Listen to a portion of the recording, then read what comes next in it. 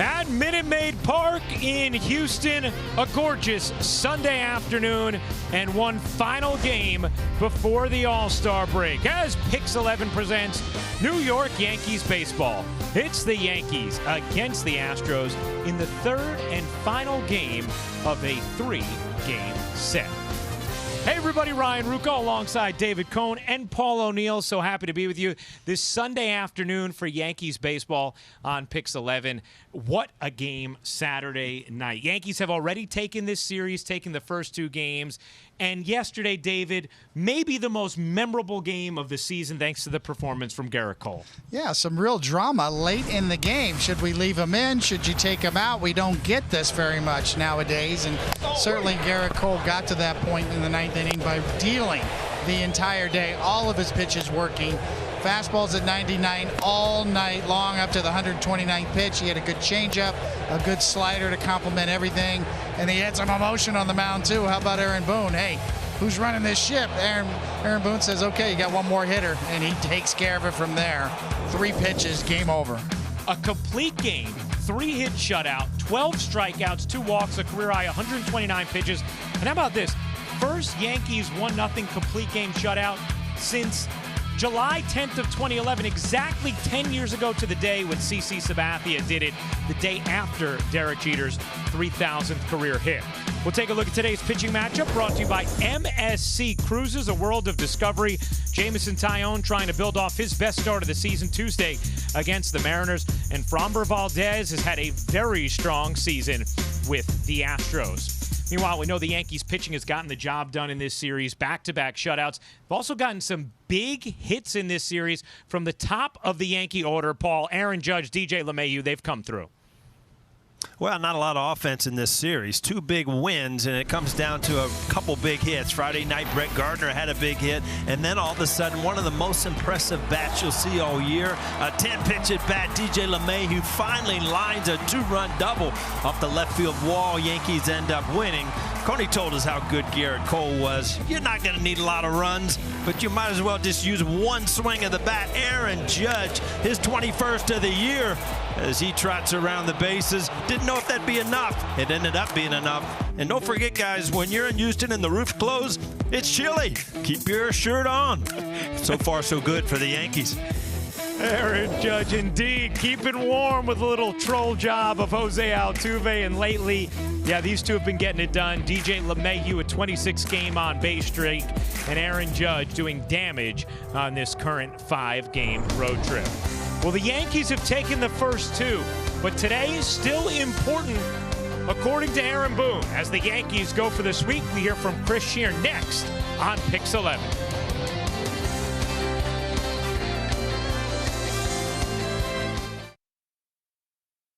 Yankees' last game before the All-Star break out in Houston. And a problem that the Yankees have had earlier this season and throughout the first half has been the failure to close out and sweep teams. Well, they have another opportunity to do that. But the good news is this last week before the All-Star break, the Yankees have been playing solid baseball. And Aaron Boone earlier mentioned that in his pregame press conference. I think the guys have done a great job of understanding the urgency. You know, obviously having a tough loss, you know, going back to last Sunday afternoon against the Mets, bouncing back in the nightcap, and then, you know, putting together a solid trip to this point, you know, has given us something to at least feel good about, you know, as we get ready to turn the clock to the second half. I think everyone understands the importance of today and trying to get one today and understanding we're up against a tough opponent and a tough pitcher in Valdez. Yankees are 3-8 when they're trying to close out a sweep this season. We'll see if they can improve on that. Coming up after a break, Ryan Rucco, David Cohn, and Paul O'Neill have the call on Pix 11.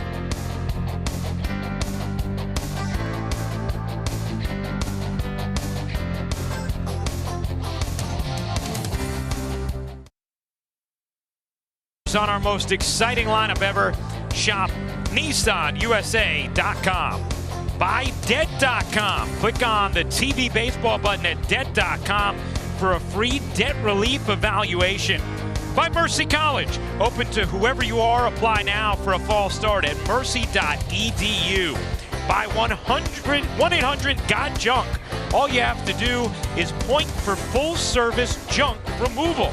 And by Spectrum Mobile, the most reliable service coast to coast. Visit SpectrumMobile.com. Some of the different men who have been in both Astros and Yankees uniforms take us to today's Yankees starting lineup, brought to you by Stop and Shop. Feed the moment. DJ LeMahieu leading off, Aaron Judge hitting in that 2-hole. Big numbers over the last 14 games. Sanchez back in there, bats third, followed by Stanton, Voit, and Torres, Urshela, and then speed at the bottom with LeCastro and Brett Gardner. That lineup will face this lefty, Framber Valdez. You can see on the season this will be his 9th start, 5-1, 2.86. I mean, those numbers across the board are really good. Only 4 home runs as well allowed in those 50-plus innings.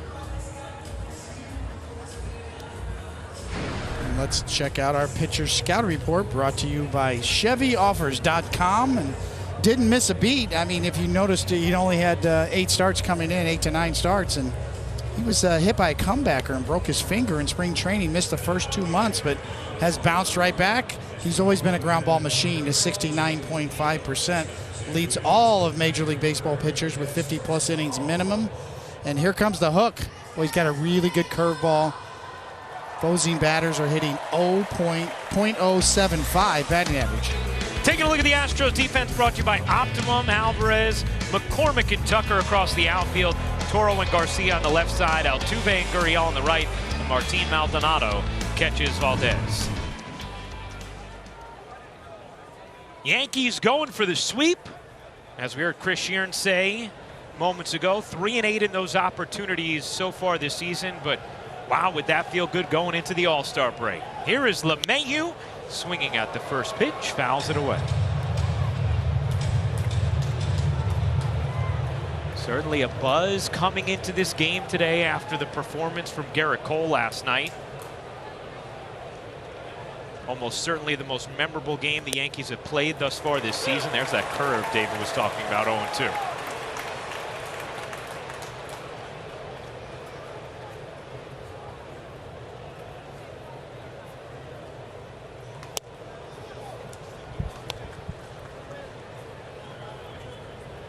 LeMahieu with a 26-game on-base streak.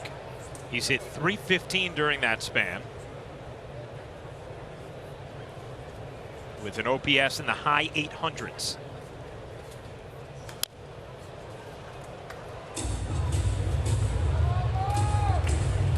The old saying was for pitchers like Valdez is, it's sinker slider, but his is more of a sinker curveball, a real true hook, as we mentioned before. And that's how he keeps the ball on the ground. That curveball's got bite on it. His 2-seamer's got sink on it. The hitters usually pound it in the ground.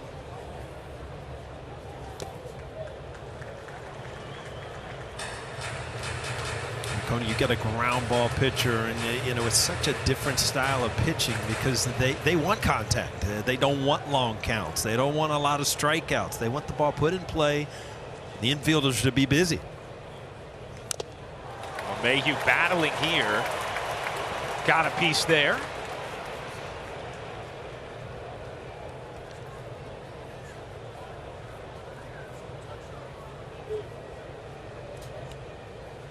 Paul talked about LeMahieu's at bat on Friday night. One of the best at bats, if not the best at bat, the Yankees have seen this season. A 10-pitch at bat that ended in a 2-run double gave the Yankees some cushion en route to a 4-0 victory. They've shut the Astros out in back-to-back games as LeMahieu has now worked the count full.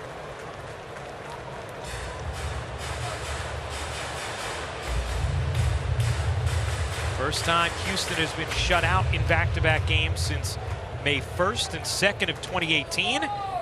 It happened at the hands of the Yankees. Pre-Dusty Baker. And ball 4. Nice at bat from LeMahieu to start things off, as he now has a 27-game on-base streak. And the keys to the game are brought to you by Volvo. Clean up before you go. I mean, no better way to go to the All-Star break. We take that deep breath by sweeping the Astros. This series has been talked about, and take the long way home. Had to throw a little song title in there for you. I mean, you're chasing a lot of teams. Every single game is important. You cannot be satisfied with 2 out of 3 when you got opportunity to sweep today. And watch out. I mean, if you're Jameson Taillon, you've got a team that you've shut out 2 games. The pitching has been unbelievable. But these guys offensively are very, very good and lead the American League in runs scored. It's the 1-0 to Judge. In there with a changeup 1-1. Little super tramp, huh, Paulie? I just wanted to know if I had you on your toes there, Coney. You're right on target. Wow. Super tramp reference here already. First inning. Paul has shown a wide breadth of musical knowledge this season. He goes current. Can go back a bit. I mean, that pitch gets away from Maldonado, and LeMahieu going to advance to second. He's going to third. The throw is in time, and LeMahieu is out. Well, you don't want to make the first out at third, and LeMahieu got a little over aggressive there as Maldonado eventually found that baseball. Well, Maldonado is a great defensive catcher. You see that two-seamer kind of rides up his forearm, and he doesn't know where it is. Aaron Judge is going to direct traffic. We'll see his read going around second base.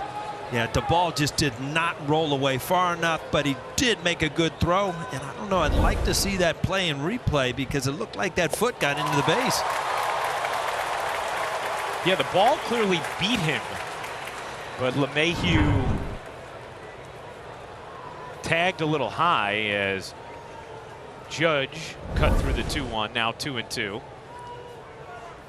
And did Judge go around? He did not. Count is full. Boy, I'm not sure. It looked like the front leg might have gotten in there before he was tagged on the back leg. Very close.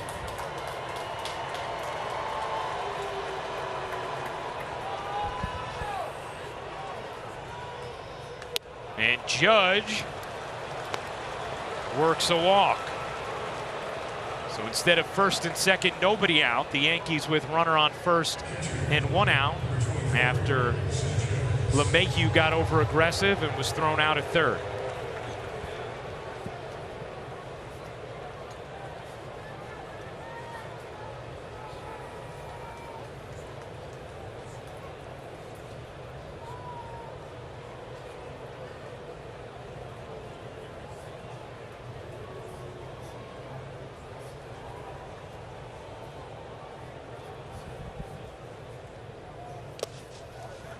Sanchez takes ball 1. If you break down Gary Sanchez, he almost is important for him today as a hitter than the Yankees as a team. I mean, he's salvaged his season. Now he's kind of struggling. You have a big game going into the break. All of a sudden, you look forward to a big second half.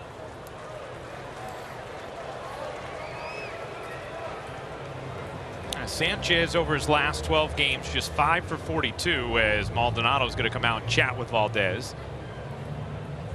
Sometimes the first inning is even more difficult for starters when they feature a lot of movement on their pitches like Valdez does. His two-seamer has a lot of movement. That curveball is sweeping today, bouncing several of them down and in. And so an early visit from pitching coach Brent Strom.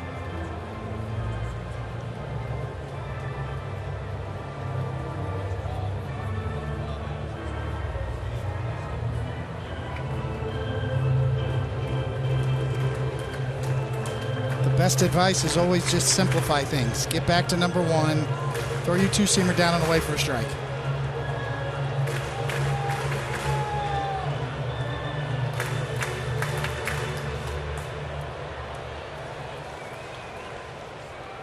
Three infielders on the left side, a gaping right side of the infield with Judge being held on by Gurriel.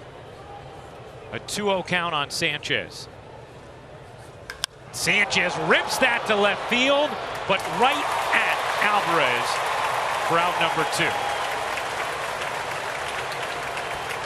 And I've said it many times, when Gary Sanchez is hitting well, or if Gary Sanchez is not hitting well, he hits a lot of balls hard at people. Two-seamer, as Coney called. kind of down the middle, just scorched and got nothing for it. Elevated it all. Either off the top of the wall or gone, but a great swing. Gary Sanchez. Here is Stanton. Well, there you go, David. Exactly what you said. Back-to-back two-seamers there from Valdez after the trip to the mound.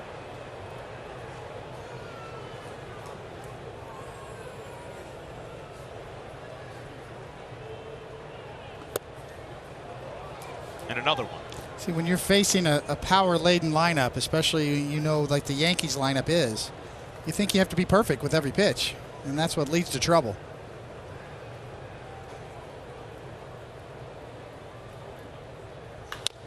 Stan chops that over Gurriel and into right field. Judge is going to turn and go to third. The throw goes off of the cutoff man. And the Yankees with runners at first and third with 2 out, and Voit coming up.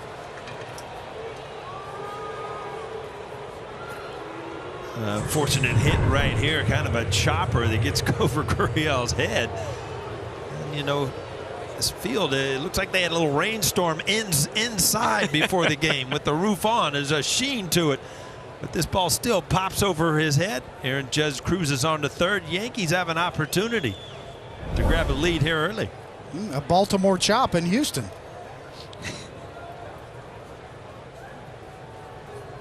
So the 107-mile-an-hour line drive is an out. The chopper's a hit. And here is Voit with first and third, 2 out. And that one skids away. Ball 1. Talk about Maldonado and how good he is. I mean, he's an 11-year vet, and if you break down their catchers between them, he and Castro, 22 years of experience, Coney. That's a lot of knowledge behind the plate. Maldonado won a Gold Glove in 2017, so he is a good defensive catcher. Yeah, he's got a cannon as well, even though not a lot of running in today's game. 1-1. This is like the throwback weekend for us, Coney. Those guys hitting the other way, pitchers going 129 pitches, finishing games. Maybe we'll see some stolen bases too. The 1-1. Voit cuts and misses at a curve, and it's 1-2. Who's Hot is brought to you by Hyundai. It's your journey, own it. Luke Voit over the last 6 games, a .476 batting average. I talked with Voit just before the start of the road trip, said starting to feel like he was getting his health back. Thought he was primed to be more productive on the road trip. Has been thus far, but isn't here. Swings over the curveball. Strike 3, the Yankees strand 2. Jameson Tyon's turn next. Chop, feed the moment. Jose Altuve leading off. Michael Brantley, second best batting average in the AL, bats second. Alvarez, Gurriel, Tucker. Chas McCormick getting to start in center field, bats sixth. Then it's Toro and Garcia before Martin and Maldonado rounds it out. And a little shot of Jameson Taillon in Houston today. Get your afternoon going. You can see the numbers across the board. Kind of a mixed bag, but we'll tell you a little bit more in our pitcher scout report. Brought to you by ChevyOffers.com, and his best start yet. I mean, 7 innings and 9 strikeouts, only 1 walks in his last start, and his expanding repertoire. Pitching again, using his two-seamer, using his changeup more, and sustain the momentum, not only him personally, but send the Yankees out on the break on a good note, as Paul said earlier. Well, here is Altuve taking strike 1.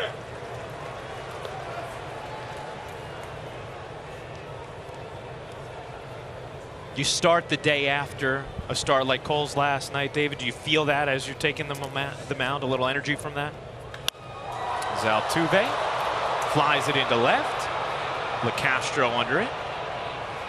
Makes the catch for the first out.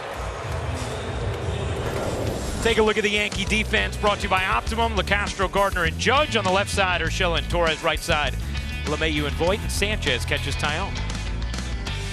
You know, Ryan, it's an interesting question, and it's something that is the players talk about a lot inside the game.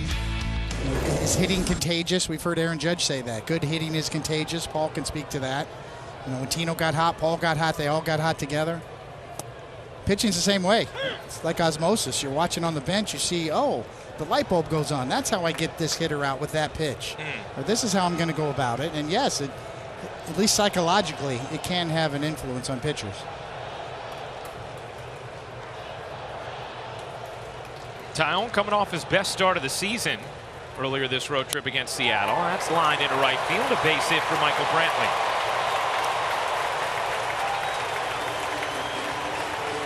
On the other side of the coin, Coney, you've got some angry Astros hitters who've been shut out. Brantley been pretty much shut out the whole series. Well, he starts off with a line drive here. You don't come into the game hitting .324 without being able to hit. And a couple offers put you in that mood to swing the bat.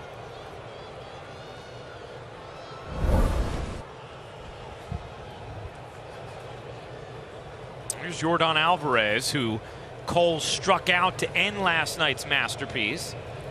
99-mile-an-hour fastball on Cole's 129th pitch.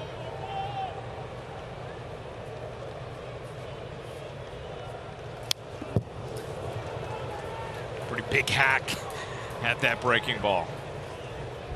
Yeah, pretty big miss right there too. That breaking ball right there, that could have gone a long way. Every once in a while as a pitcher, Coney, you know they don't always get hit, but boy, that one right there, if you get it again, don't expect to get it back.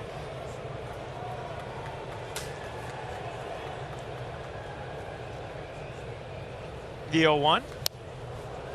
Fouled away, 0-2.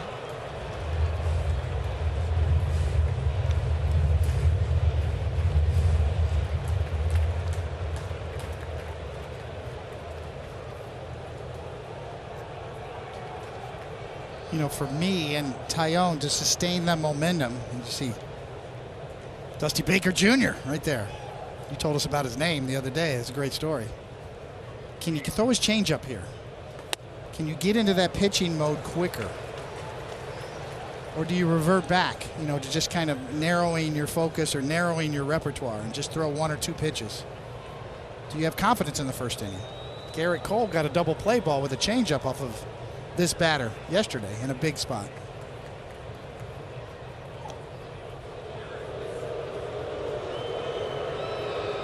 Well, listening to both Tyone yesterday and then pitching coach Matt Blake and Aaron Boone today talking about Tyone, I mean, that was the answer for why Tyone has been more effective of late. The way he's expanded his repertoire, using the two-seamer more, the changeup more. Tied him up, long run for Shelley, gets there, makes the play for the second out. Yeah, really good pitch by Tyone there. Big guys want the ball out away from him where they can try to get those big long arms extended. This ball right under his hands at 94, just couldn't get to it. Big out. Yeah, the best pitch of the at-bat was the last one.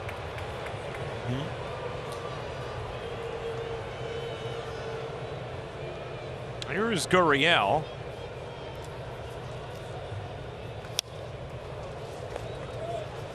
Basically seen four-seam curve thus far through these first 9 pitches from Tyone.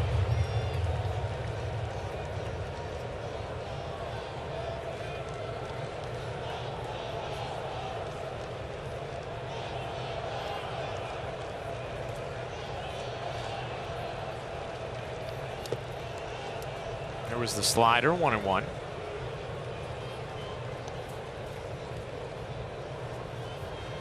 None of Dusty Baker Jr.'s 4 Astros All-Stars are going to be heading to Denver to the All-Star game. All have now pulled out.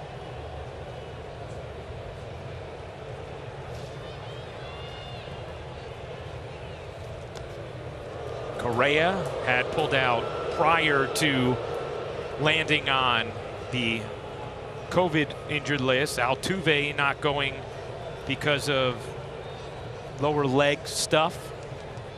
And now Brantley out with right side soreness. Ryan Presley not going with his wife expecting soon. As Gurriel grounds it to short. Torres across his body in time. Dug out by Boyd for the final out of a scoreless first. No score after 1.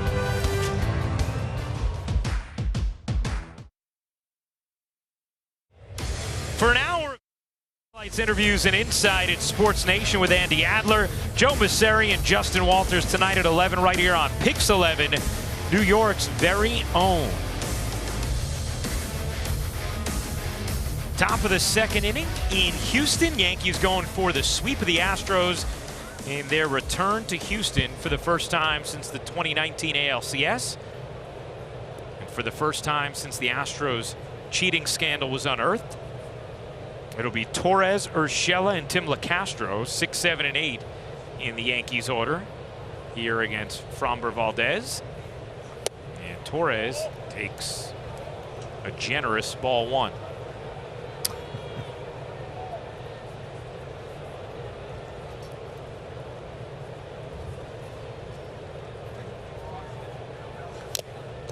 One and 1.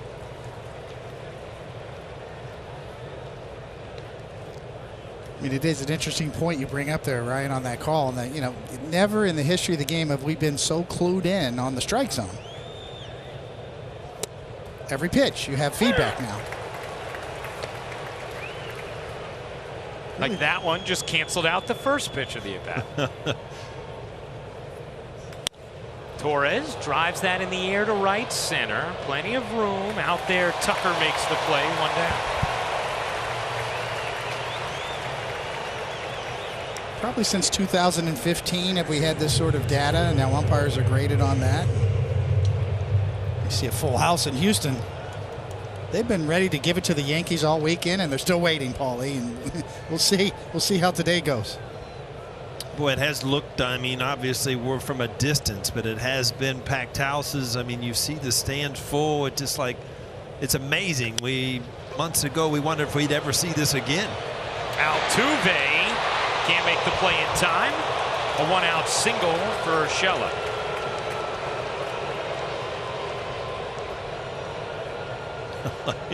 You see Urshela, you know, you hit that sinker off the end of the bat and it will wring your hands a little bit, but you know what? When it ends up as a base hit in the scorebook, it makes it feel a little bit better.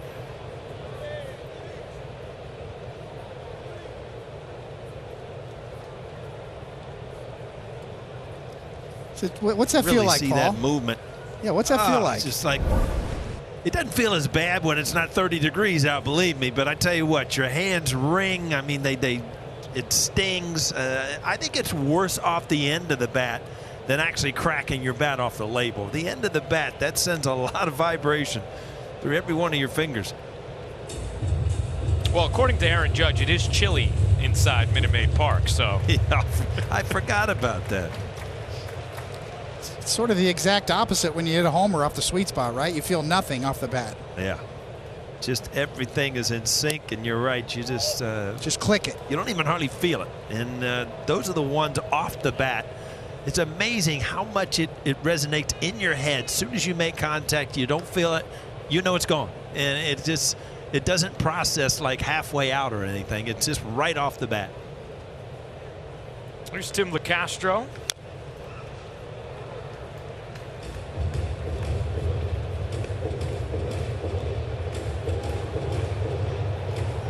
As you watch Valdez, and you explained it really well the other night of the true sinker and the difference in the downward action than just kind of the tailing fastball. He has that true downward action, and that's why you see so many ground balls from the hitters. LeCastro fights that off in right field. Tucker puts it away. 2 down.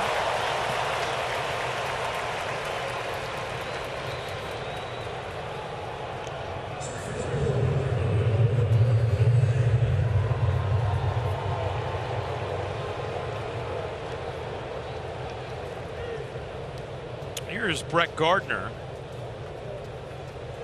Gardner had a massive 2-out, 2-run double on Friday night. The first 2 runs of an eventual 4-0 Yankees win.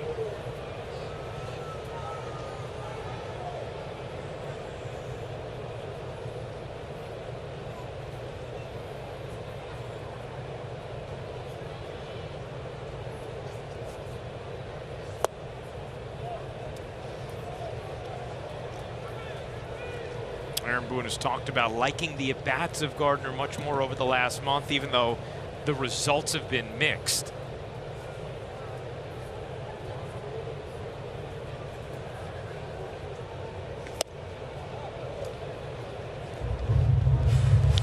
He hit the ball hard at times yesterday as well. And in a 2-0 count here with Urshela at first and 2 out. You know, when the Yankees signed Brett Gardner in the offseason, they did not anticipate everyday center field duties. And the problem for the Yankees, really around the league, there's a shortage of outfielders. As Ronald Acuna Jr. with the torn ACL was a big blow for the Atlanta Braves yesterday. One of the great young players in the game, a big loss for Major League Baseball. But if you're a Major League team and you're looking for an outfielder, there's a shortage. And the good ones that are out there, they're a commodity. Gardner loops that into left field, a base hit. That gets down, droops towards the wall. Urshela's going to hold on at second. And a 2-out single from Gardner, and the Yankees turn it over to DJ LeMahieu with 2 on and 2 down. The scoring opportunity, and you see that two-seamer, that's a tough pitch. He stays inside it. You try to pull that pitch and it'll get all in you, but if you try to just go the other way against the lefty, you can fight it off, not hit extremely hard. Good placement. A big opportunity again for the Yankees to score, and why I keep saying that is when the Yankees score first, 31-13. When they don't score first, 15-29. So big difference if the Yankees get on the board early. LeMahieu bounces it to short. They won't score here. 2 stranded for the second straight inning. We go to the bottom of the second, no score.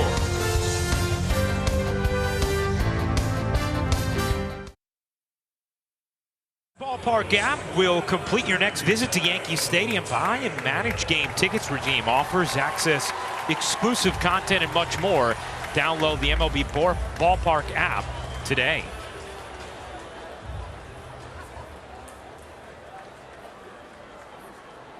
Yes, feels Houston-y. Yankees and Astros scoreless here in the bottom of the second. There's a tumbleweed. Don't you need tumbleweed when you see anything down in Texas? Something should be blowing by there. 7th inning. Don't they play All My Exes Live in Texas down there? I think they do. That's the song? Boston at Sweet Caroline. That's tapped weakly into the shift. Torres, 1 down. You know, just how good has the Yankee pitching been over the last week? For the last 6 games, the Yankees pitching has allowed no more than 5 hits in each of the 6 games. That's the first time in franchise history that is the case. The 22 hits allowed are the fewest in any 6-game span in the history of the New York Yankees. Nestor Cortez got it started here in Houston on Friday night with 4 2/3 of scoreless ball. Woo! McCormick takes one in the back, and he's on with 1 out.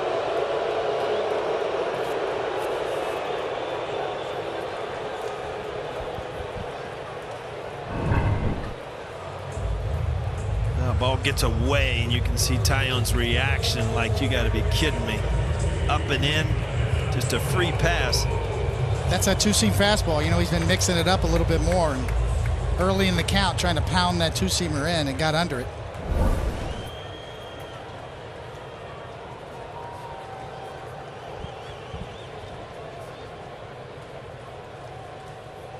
Here is Abraham Toro, still starting at third with Alex Bregman on the IL.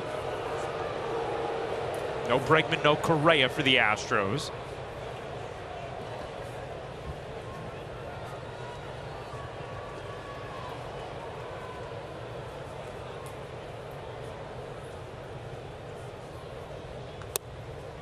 Breaking ball for a strike. It's kind of a big deal, right? Those are all-star caliber players. And when you think about the Astros infield, really across the board, it's all-star caliber players. Bregman, Correa, Altuve, Gurriel.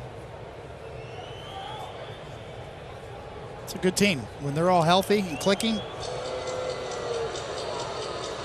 they're as good as anybody in the American League right now.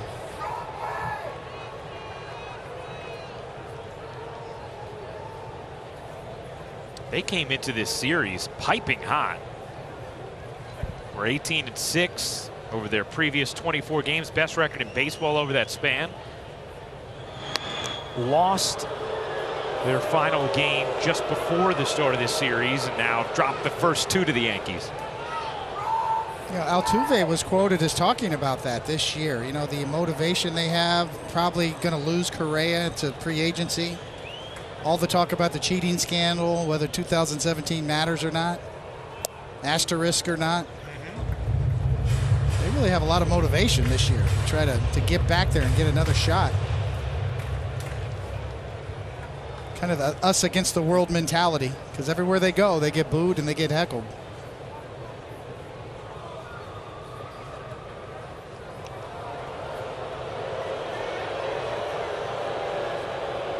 No, along those lines, it was interesting. I mentioned the Out of Office podcast from Rich Kleiman the other day interviewing Dusty Baker, and he said last year he felt like a substitute teacher coming in to that group. As that's popped up, foul ground, Void underneath it, puts it away for the second out. He said this year he feels like it's more of his team, and he admitted it was strange walking into the hate that the franchise was receiving last year as he took that job. It was really the perfect hire for the situation that the Astros were in. It's a great point, Ryan. He's become much more defensive for this team, including the troll job that Aaron Judge did yesterday. He was very vocal about that, not liking that. So you can see, you know, he's trying to take ownership and protect his players. But what happened, happened, and nobody's going to forget that. Aaron Judge certainly hasn't forgot about it. No. No. He may have lost 2 trophies because of it.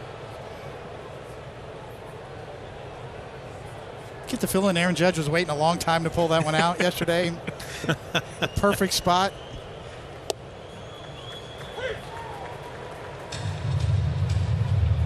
Hey, we talk about the entertainment value, right? Adds to it. Somewhere Vince McMahon is smiling. WWE style.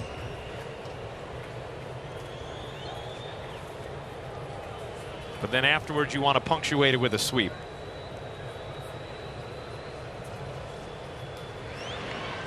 A pitch out here, and McCormick not going anywhere. You keep hearing also about revenge and, you know, getting back. You know, you don't get revenge on people during the regular season. I mean, these games are important because the Yankees are digging out of a hole. You get revenge by getting into the playoffs and sending them home like they did you.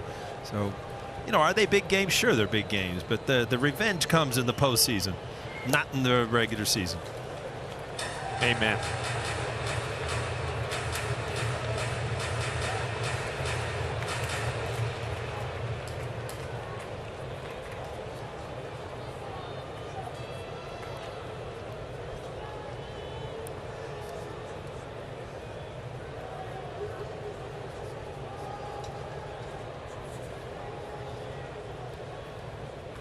Two and one here on Garcia.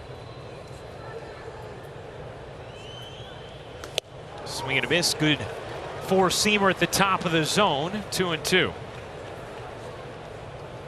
He's had good command of that four-seamer in on lefties, Coney. He's got a couple big outs and that ball right by him. So far so good with the four-seamer.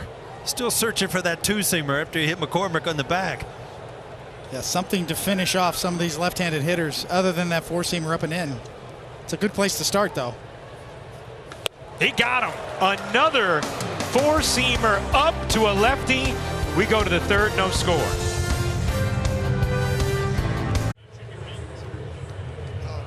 Well, top of the third inning, no score. Yankees, Astros, Aaron Judge coming up. And this, in case you missed it, was what we were talking about in regard to Aaron Judge and the trolling of Jose Altuve. Judge closing the jersey as he rounded third after his 21st home run yesterday, the solo shot. the only run of yesterday's 1-0 Yankees victory. And Altuve's, of course, after his walk-off home run that ended the Yankee season in 2019 in Game 6 of the ALCS.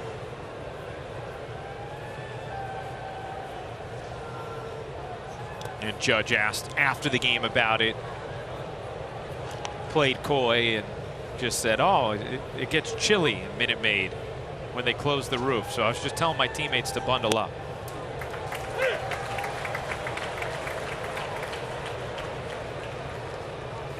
Now, to your point, David, about Dusty defending the Astros now, he said afterwards about Judge, I noticed what he did. That was wrong. That's my homeboy, but that was wrong. Hey, man, people can do what they want. He's the biggest, baddest dude out there. It's classic Dusty right there.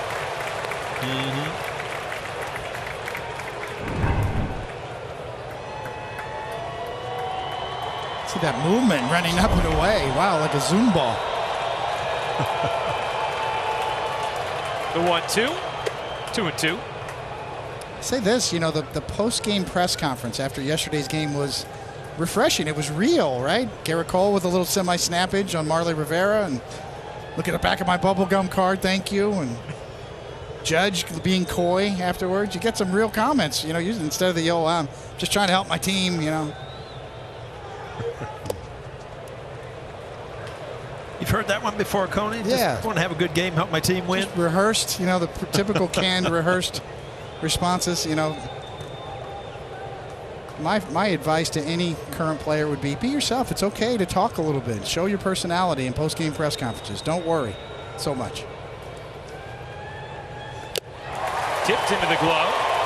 And Judge down on strikes, one away.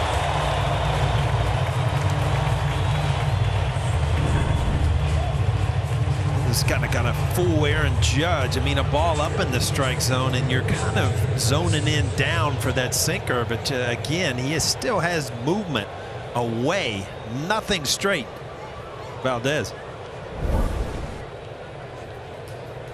Now, you both had very different approaches to your media conversations, your post-game press conferences. But David, to your point about, hey, it's okay to be yourself. I mean, does it still take a while and some accomplishments to feel that, or is it in you or not, in your personality or not? You know, to be real and authentic is okay. Go back to Mark Fidrich, the Bird. He was real and authentic and lit up the world.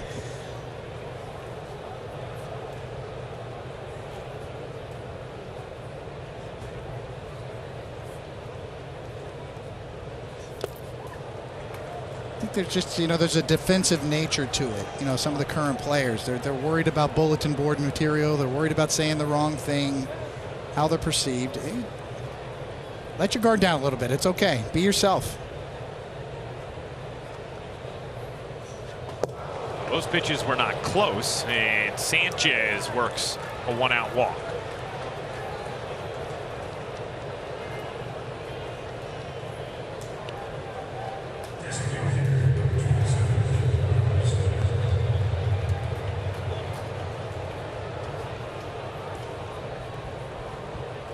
Here is Stanton, who chopped a ground ball over Gurriel for a single. His first time up.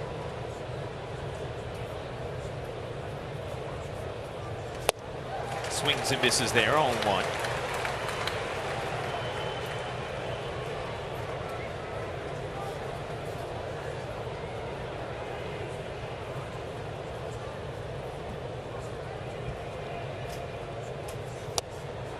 Gets the call off the inside corner, and it's 0-2.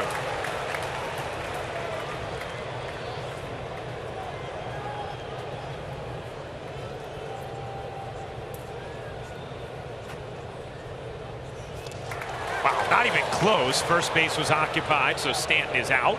But Sanchez will be able to advance to second. So runner on second, 2 down now. This must be some kind of spin on this breaking ball, Coney, to see a wave and a hack like that. I mean, you're right, Ryan, not even close. That's just not picking up the baseball.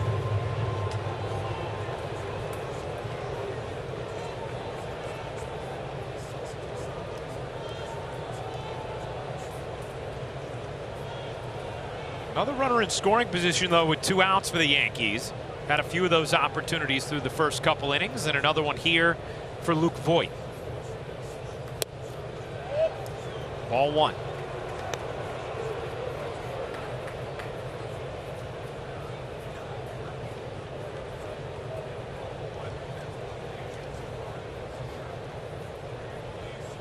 Sanchez leads off second.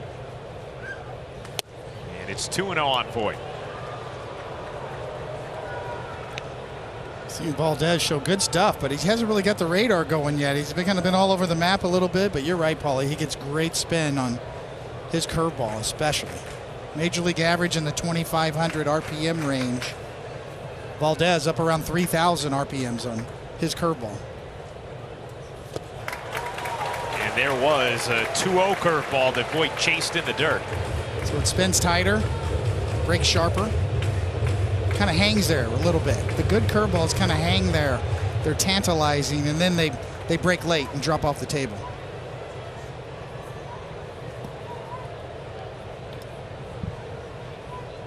Opponents have hit just .075 against that curveball of Valdez this season, entering today's action. Another one, and it's fouled away by Voit.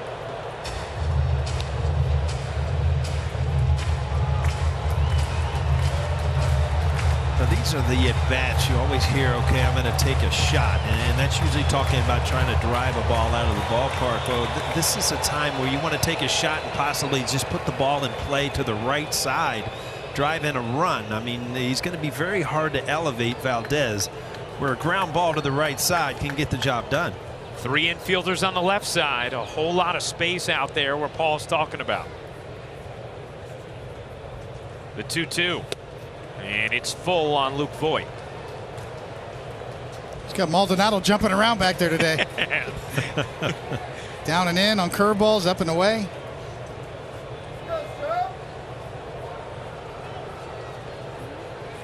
That's why they always say try to get a starter early, a starter with good stuff before he settles in. The Yankees have had a few opportunities, haven't taken advantage yet. We'll see if Voit can here. Here's the 3-2. Ball 4, and Voit is on after the 4th walk already this afternoon from Valdez, and it sets things up for Torres. Valdez really uses that curveball in fastball counts. 3-2 there, obviously base open. And another opportunity for the Yankees and Torres to drive one in. That ratio of balls to strikes kind of jumps off the page at you. It's been kind of a flip a coin, strike or ball. Here is Torres. Torres hits it hard, and it goes past the shortstop Garcia into left field. Sanchez being waved home. The throw, not in time. Sanchez scores, and the Yankees take a 1-0 lead. Well, ball's hit hard. Yankees get a break. It gets to left field. Great job by Nevin to just take the chance there. Alvarez, not your everyday left fielder. This is only his 14th game he's played out there. Take the chance, 2 outs, make him make a perfect throw. Once the ball gets through, Garcia not able to get to knock it down and keep it in the infield. Big run for the Yankees.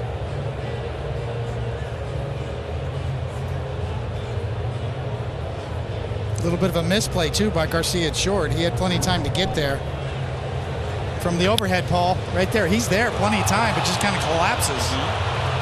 And you're right about Nevin, never hesitating. And Gary, how about Gary high-stepping it down there? We have not gotten the official scoring yet.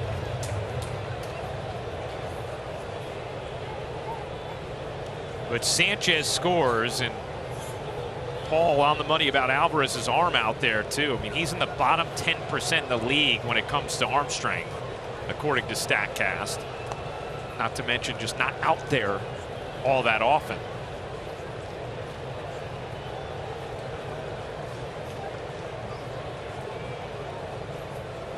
And here's Urshela, ball 1. And it is an E6. So Torres reaches, Sanchez scores, Yankees lead And still damage to be done here with Urshela at the plate. 1-1.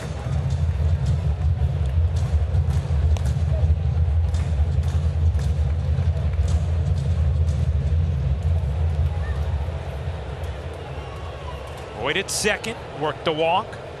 Torres at first after the E6.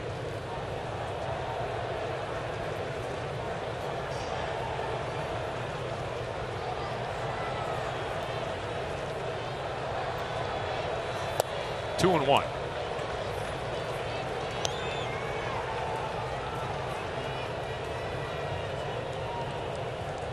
Coney, this is usually how you are going to play and try to beat a sinker, a really good sinker ball pitcher, is get some runners on, hit some ground balls that find holes. And, you know, that one obviously booted by Garcia. But, you know, to beat sinker ballers, you're going to have to hit the ball hard and every once in a while find some holes.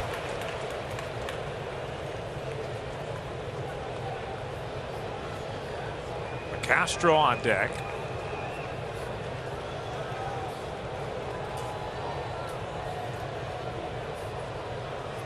Two and two on Urshela.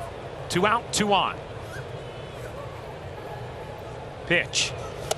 Swings and misses at a curve, and that ends the inning for the Yankees.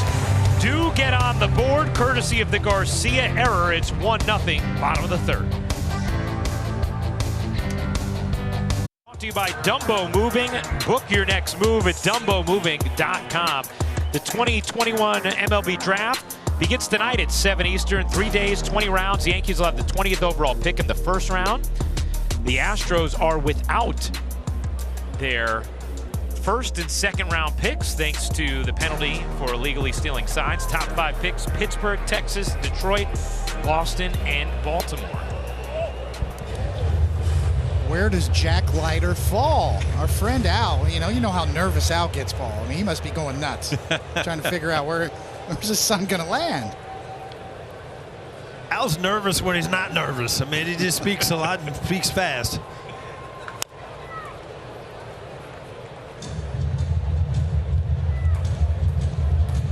You got to wonder how many Red Bulls between now and the time Jack Leiter's name is called.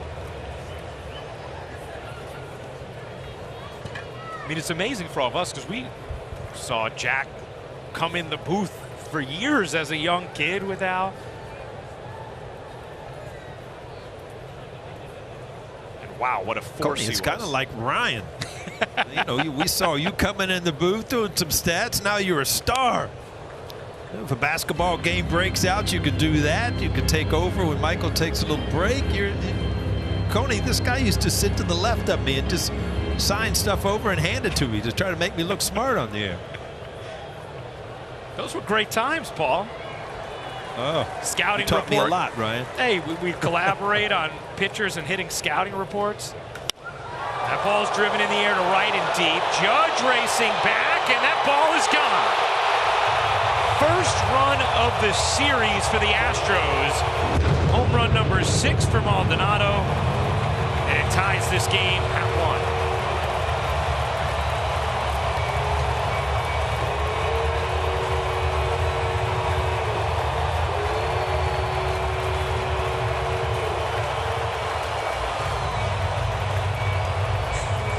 That's got to drive you crazy as a starting pitcher with this powerful lineup, and then you get Maldonado, your 9-hole hitter, hitting a .171, goes deep and ties this game up. And now you're turning the lineup over to Altuve and Brantley.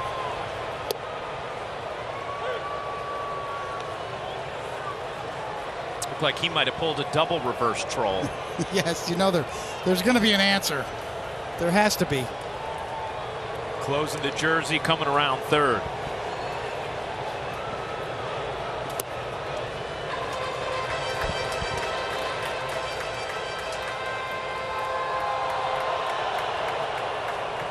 So Houston has its first run of the series, courtesy of Maldonado. And now the top of the Astros order. 1 and 2 on Altuve. There it is. Looking for the buzzer. No buzzer.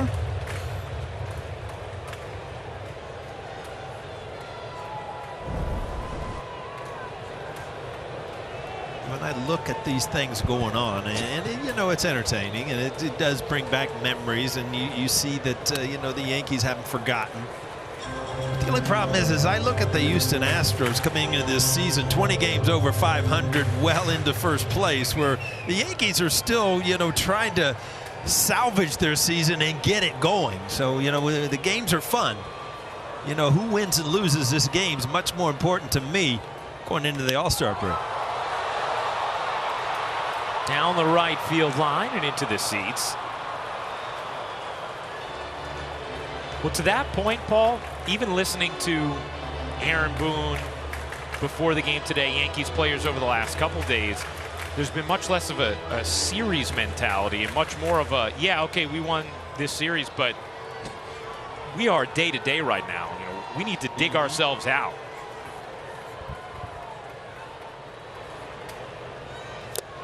Tipped into the glove, 97 from Tyone, and strike 3.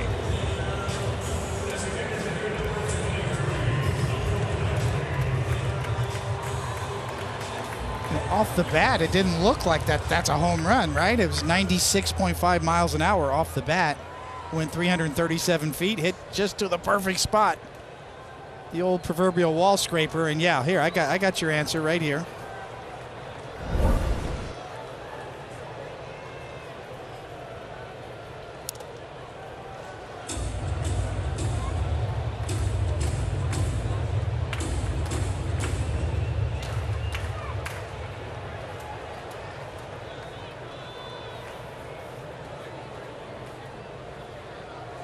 The modern world, right? Modern technology. Now we're worried about Bluetooth technology at home plate. Did you sync it up like your iPhone, right? Did you sync up the Bluetooth so you can get the sign? It's always been around, though. No, I have enough trouble. Bluetoothing my little Bose speaker in the golf cart. I'd have no chance at home plate trying to get connected. You know that? Too much of a distraction, right? Lifted to left. LeCastro makes the catch. Well, with Ralph Branca, it was binoculars, you know, in center field. Stories of the Cincinnati Reds even earlier than that, Paul, with a little Meshuggah going on. It's always been around the game.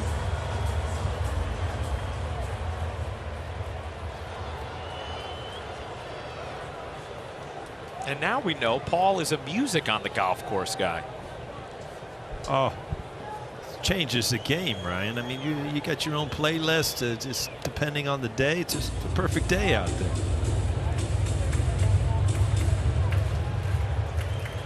Chicago White Sox, the scoreboard at the old Comiskey Park. Always rumors of stuff going on there.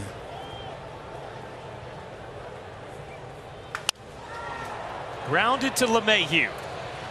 Got him with a change, inning over, but not before the Astros get on the board. It's 1-1 after 3. And Garrett Cole deals. A strike. That ball is high. It is far. It is gone. There it goes. See ya. The throw. Got him, and that'll do it.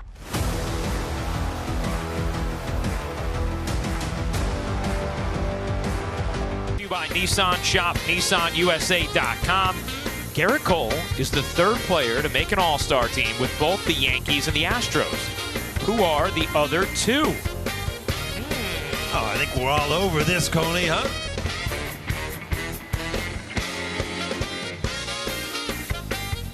Coney's taking it in a little more, Paul. Switch hitter? One was a switch hitter? I believe that is correct, yes. Here's LeCastro. Takes a strike. One guy had a personality that was just larger than life. Is that the other one?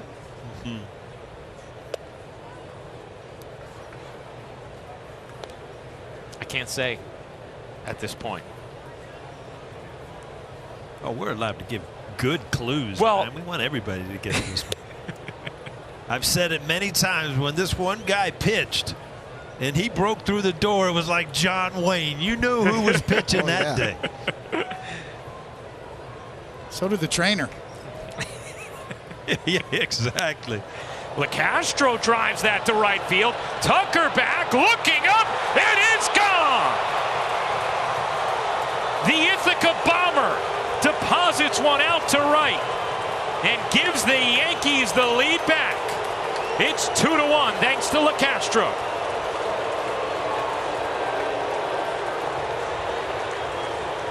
Wow, what a thrill for LeCastro. All of a sudden, two-seamer up in the strike zone, put the barrel on it, elevated. And I remember, Coney, we talked about breaking this ballpark in when it just opened. And I remember how much the ball carried there. Good place to hit. You know, we saw Maldonado's line drive go out over there. LeCastro. A little higher and a little more towards the line. But when sinkers don't sink, they have a looser spin. They're not as tight spinning as a four-seamer. They stay on the same plane. You can hit them in the air. They go. All right. Coney, we see stuff we've never seen before. Now we're putting coats on after you hit indoors. Huh? It's chilly. I don't know that I've ever seen that. Yeah. Oh, it's back and forth here. Tit for tat. Gardner rolls it slowly to the right side. Altuve will hurry and retire Gardner. Got a little theme going on now, back and forth.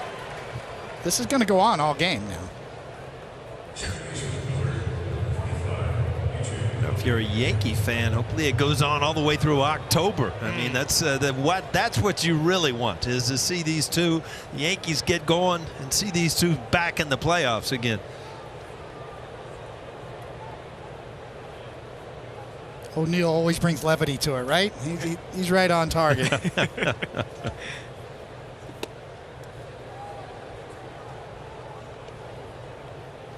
Yeah, you want to be at a press conference after the ALCS, able to put those jackets on. When I'd goof around in the clubhouse too much, O'Neill would just kick me out, Ryan. It's like, Coney, get out of here.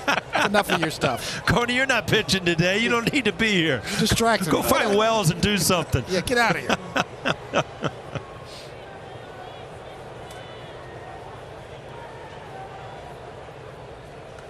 Was that right after you'd sick reporters on Paul to talk to him about his hot streak? Mr. Steinbrenner. Tried to get Mr. Steinbrenner to give Paul a pep talk one day. I looked at George and I said, O'Neill doesn't look ready to play to me. You better go have a talk to him. O'Neill shot me a death stare, I'm telling you. Get out of here. Now, Ryan, I got to kind of finish this story. It's not like we're in the middle of the year. This was a World Series game. He's got the boss coming over to give me a pep talk before the World Series game. Okay. At least you knew Coney was loose. Yes. I left the clubhouse immediately. O'Neill wasn't playing. Prank and run.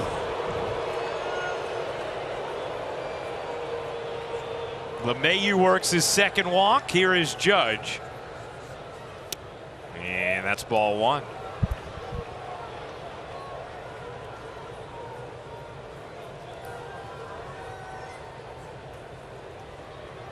Judge has walked and struck out.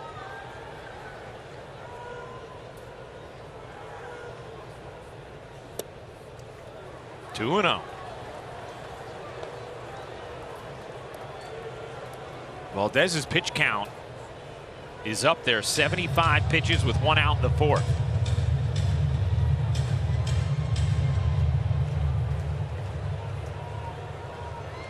He's never really zeroed in his stuff today. It's moving all over the place, but the radar's been a little bit off for Valdez. Judge taps it slowly to the left side. Toro will throw him out. Advancing to second is LeMahieu, 2 away.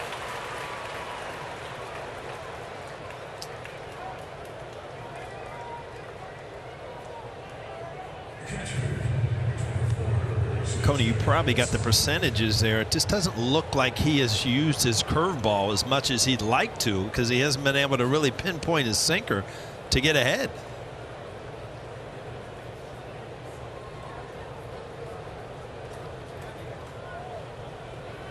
Here's Sanchez, who whistled a line drive right at Alvarez and left, and then walked and scored.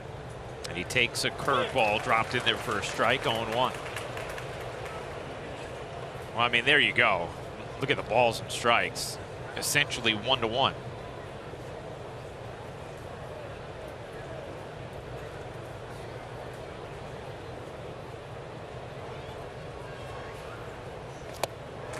It's a good curveball. 0-2.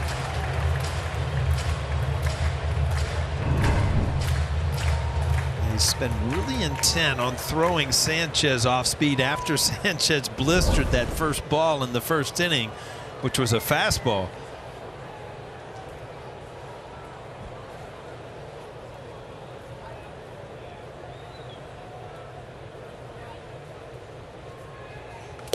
Strike 3, Sanchez down looking.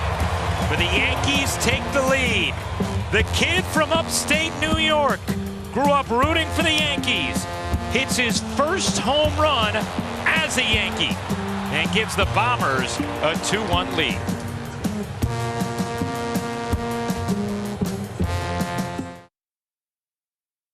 The third player to make an all-star team with both the Yankees and Astros. Who are the other two? All right, Paul, Coney, your guess is here. Well, I got Rocket Roger Clemens being one of them. Coney, who's the other? I thought it was Beltran, but I might be wrong. I'm second guessing it, though. It is a switch hitter, though. I think it's Lance Berkman is the second one. Yeah. Oh, it is Beltran. Yeah. You know what, Coney? Nice. Stick with your gut. Switch hitter and the Rocket.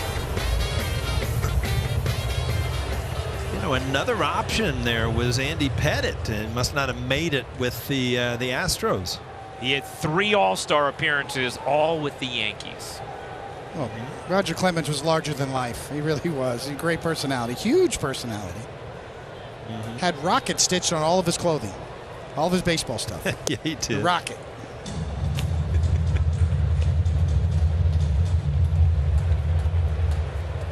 Yeah, the days he started must have felt like an event in that clubhouse. There was an event. He'd go out and get a mile, you know, run a mile. He's got a little soreness in his calf or something, and come in, shed his clothes, go to the trainer's room. Hey, I got to rub right here. I got a little calf. Steve Donahue, the trainer.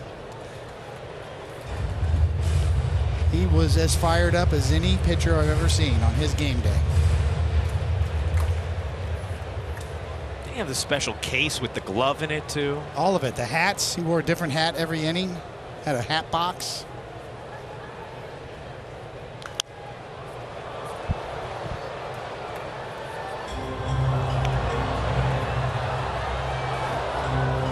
Coney, when we went down there to open this ballpark, we had lunch at Rocket's house. He had us over for lunch, and you told me we're going to Rocket's house, and then we left, and I looked over, I'm like, that's like a compound. I mean, he had a gym, he had all kinds of stuff.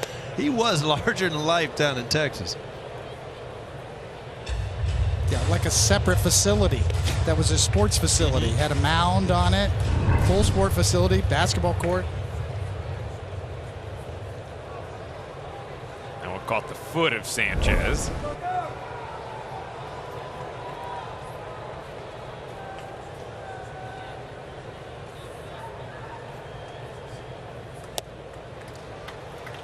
I'm just wondering if you pulled any of your O'Neal stunts on Rocket, though. I didn't have a lot of time with Rocket. Yeah, you know, small overlap. He was fun, though. I mean, he was fun to talk to. He had like a cross between a Texas and a Boston accent. It was kind of hard to understand him at times. Tucker takes ball 4. A lot of cliches that you had to sit and like figure out what he was talking about. Is that what you're talking about, Coney? Yes. He had all these sayings, and you had to like, they were like a problem. You had to figure out what the heck he was talking about half the time.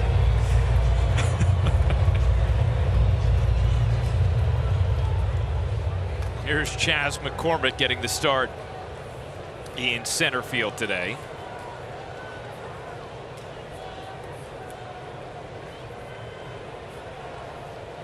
He's played well in his limited at-bats with the Astros this season. Part of their outfield rotation.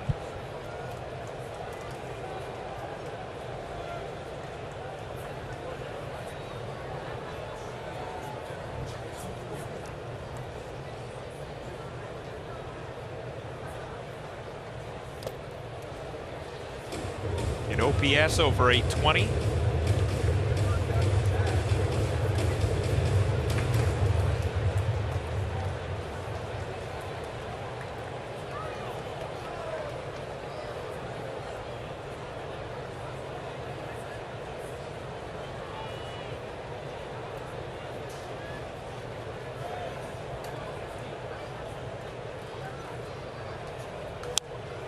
Big swing there, 1-2. Taillon's been very good today, but if you're Aaron Boone and you break down this game and the importance of it, you know, you've got 3 days coming up, so all hands are on deck. You can almost overuse guys today, knowing that you've got the 3 days coming up. So I would assume that you know, you're going to see the Yankees' best in the 5th inning on.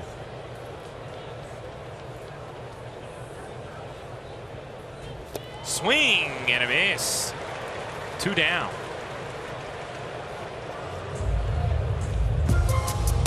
Now here's a look at the Yankees' upcoming schedule, brought to you by Toyota. Let's go places.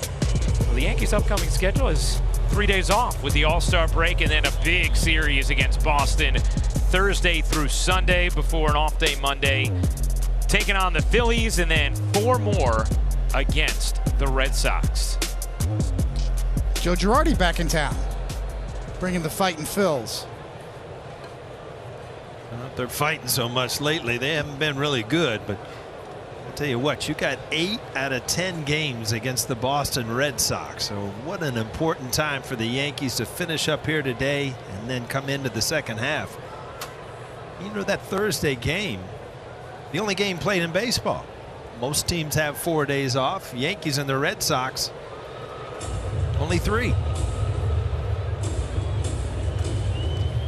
That game will be on ESPN. There will be an extra inning show afterwards on the Yes Network. So I'm not working? You're off. I'm off still? Okay. You got an extended All-Star break, Connie. Good to know. Yeah, Connie, you always remember and never remember talking having 4 days off for the All-Star break, and that's almost the norm now. And you know, we get the 4 days off because ESPN took the game, but do you ever remember having 4 days off? It was always just a 3-day All-Star break, right? Yes, 3 days and go get them.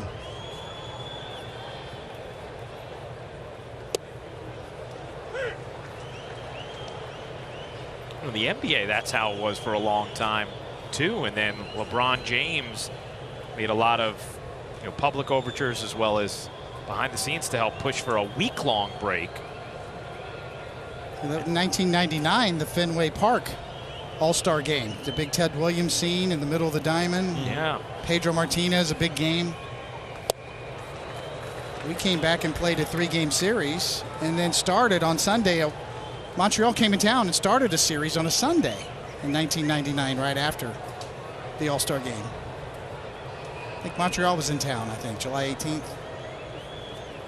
You think so? Yeah, I think that. I remember. You remember that one a little bit? That day. It's the first game of a series starting on a Sunday after the All-Star break.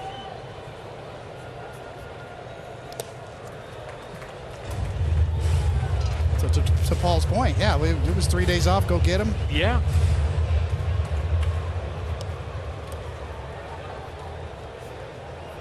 It was amazing to me, though, how, I mean, you got away from the game for 3 days if you didn't make the All-Star game, and it seemed like this long break, and you actually felt rusty getting back into the batter's box just after 3 days when you're used to playing every day. Sanchez fires down, not in time. Tucker got an enormous jump.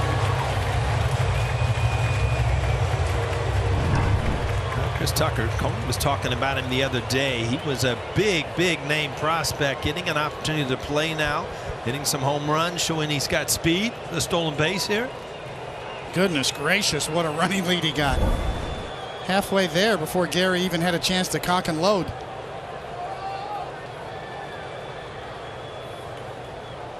So tying run at second. Toro up, 2-2 count.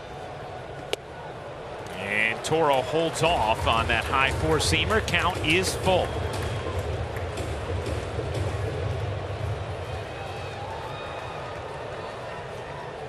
Taillon trying to put up a shutdown inning after Tim LeCastro gave the Yankees the lead with a solo homer in the fourth.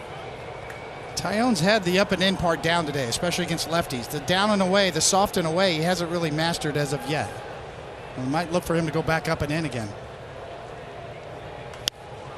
Tried to.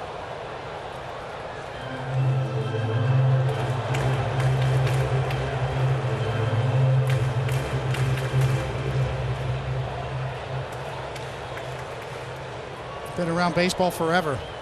Up and in, down and away. Usually higher velocity pitches you want up and in. Lower velocity pitches you want down and away.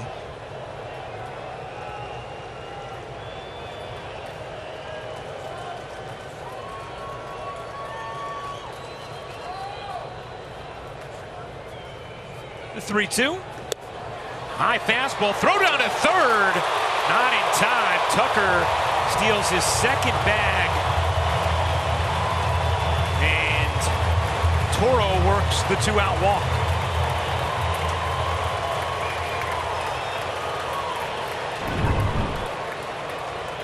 And Tucker must really have something on tie, because you could see him getting a running jump from second too. Gary Sanchez threw a bullet with a lefty up there. Very easy throw for a catcher. It just, he beat it.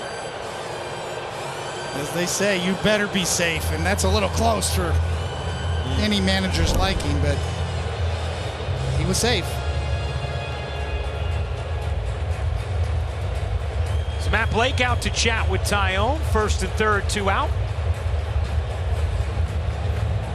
This copyrighted telecast is presented by authority of the New York Yankees and may not be reproduced or retransmitted in any form. And the accounts and descriptions of this game may not be disseminated without the express written consent of the New York Yankees.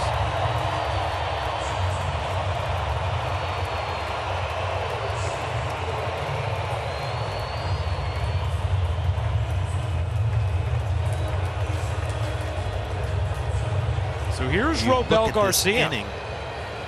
And Tucker, and then a couple stolen bases, and it looks like a lot has happened, but you know, they haven't crossed the plates yet. So Taillon still has an opportunity to make this inning nothing and get out.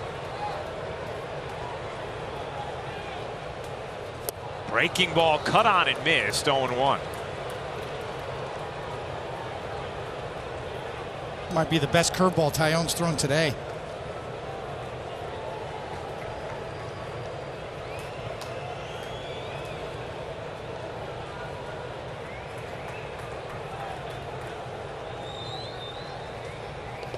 Nice stop there from Sanchez.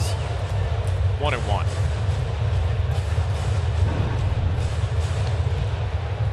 This really was. This is a nasty breaking ball, and again, not trying to catch it, just block it, and that's the one thing Tucker stealing third base that you know, comes into play now, is that wild pitch or pass ball. Yankees holding a 2-1 lead, bottom of the fourth. Runners on the corners, 2 out. The 1-1. Fastball called a ball as Toro steals second. The Astros are getting enormous jumps right now on Jameson Taillon. I really agree with this play, though. You've seen so many times where catchers throw through, something happens, and you know, the Houston steals a run. I got to believe if you're pitching, Coney, you trust yourself to get this out. Go ahead and let them steal the base and rely on your pitcher to get the out. Yeah, I mean, it's not optimal, but yes, your most important thing is the pitch. And that one backdoors for strike 2.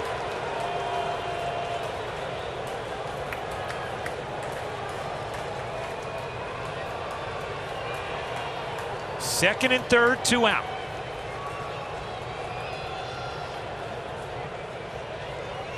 Infield pretty straight up. The 2-2. Breaking ball, he got him. Tyone strands 2 in scoring position and protects a 2-1 lead as we go to the 5th.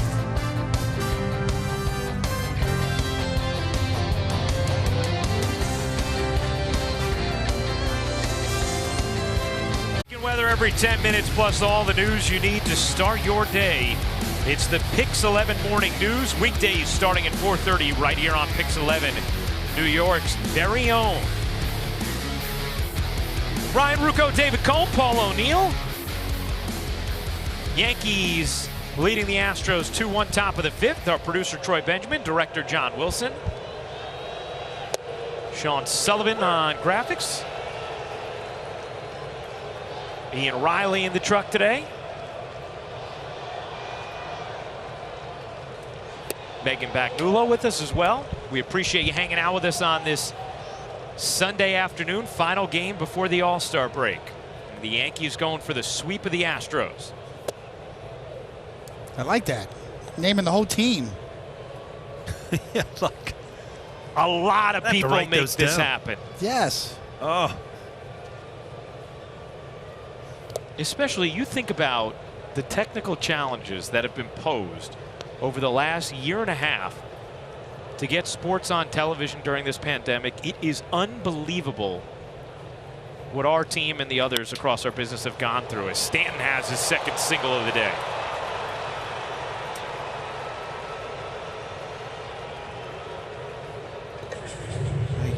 Hate to keep saying the things over and over again, but right-handed hitters, every once in a while, you're just going to have to take what he gives you, and that's hitting a ball to the right side against a shift, get some base runners, and hopefully get them in. Yankees have put runners on in every inning. 2 on in the first. Essentially 3, and LeMahieu got thrown out trying to stretch a wild pitch and extra base as Luke Voit takes low. Had 2 on in the second, 2 on in the third, scored a run as Gleyber Torres grounded one hard to short, and it was misplayed by Garcia. LeCastro a solo homer in the 4th. And the leadoff man on here and Stanton in the 5th. And 2-0 now on Luke Voit.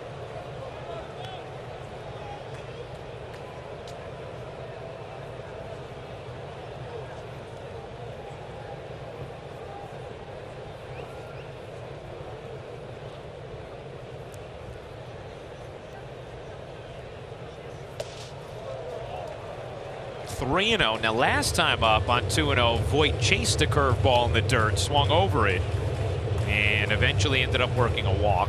This time he holds off and is 3-0. Yeah, I was just thinking the same thing. You know, Luke Voit has been a little anxious at the plate. And that's part of his secret sauce, is he's got a high on-base percentage. He takes his walks, gets good pitches to hit. And there you go. He's going to take another walk. 6th issued by Valdez, and the Yankees set up with 1st and 2nd, nobody out.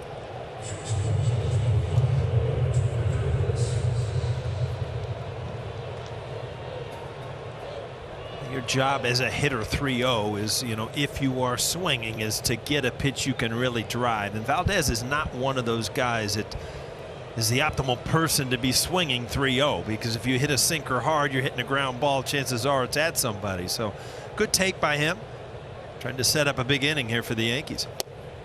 1-0 on Torres.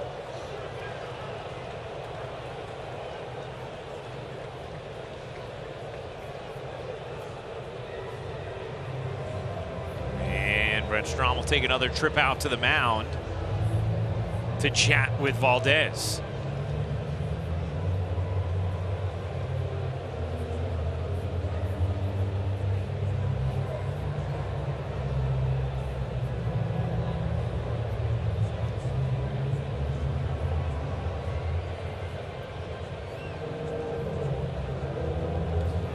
You know, Brett Strom commands a lot of respect. You know, he's got a good blend, even though he's been around the game for a long time.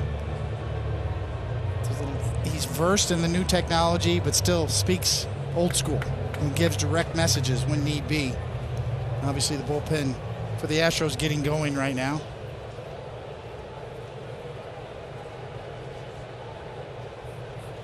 Scrub warming in the bullpen. Big situation here for the Yankees. 2 on, nobody out, a 2-1 lead, and Torres is going to call time. Valdez was set and ready. On the Yankee side, Valdez has been kind of all over the map with the radar. It's time to knock him out of the game if you're on the Yankee side. Yeah, Coney, I was just thinking that. I mean, other than the 2 runs, everything on his sheet today is bad. Walks, the strike ball ratio, the traffic, the runners, everything. But he's only given up 2 runs, and you know, that's just not enough to put these guys away. Torres smokes that to left center field. Stanton had a limbo out of the way, but he is going to have plenty of time to come around and score. It is a big ribby single from Gleyber Torres, and the Yankees take a 3-1 lead. See Stanton kind of laughing. I mean, to tell you, when you're a base runner and the ball is hit this hard, 2-seam fastball right at you where you have got to get out of the way. Wow. Dodge it. You know, that's actually a big play. I mean, that hits Stanton. That's an out. And, you know, that is a big play right there. Obviously, Gleyber Torres both ways would get the hit. But you would take that run off the board. And that's going to do it for Framber Valdez. The Yankees with 1 already in the 5th, 1st and 3rd, and nobody out.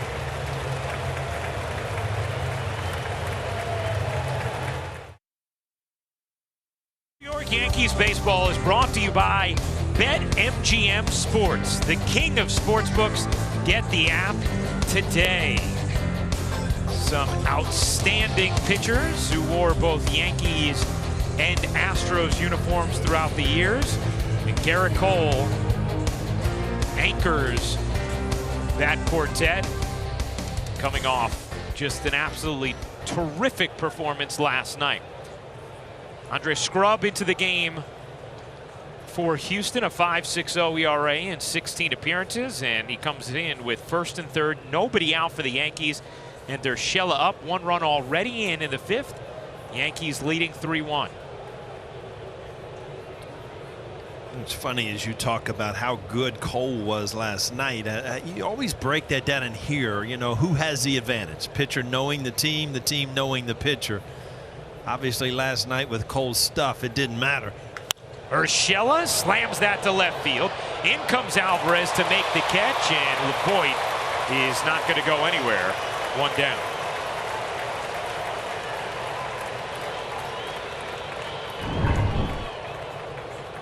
We talked about Alvarez, not a lot of experience in left field, but gets a good jump on this, keeps it in front of him. Continuing on, no chance for Luke Voit to tag up.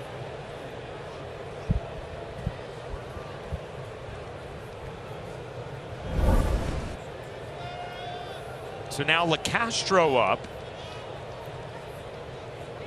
with 1st and 3rd, 1 out. He's made an impact since being acquired by the Yankees. A homer already today, and takes strike 1. It is interesting, as we showed the LeCastro shooting it the other way. In this ballpark, as you said, Paul, really there's like feels like a jet stream over there. That ball really jumps to right field here at Houston, and then left field, the big wall.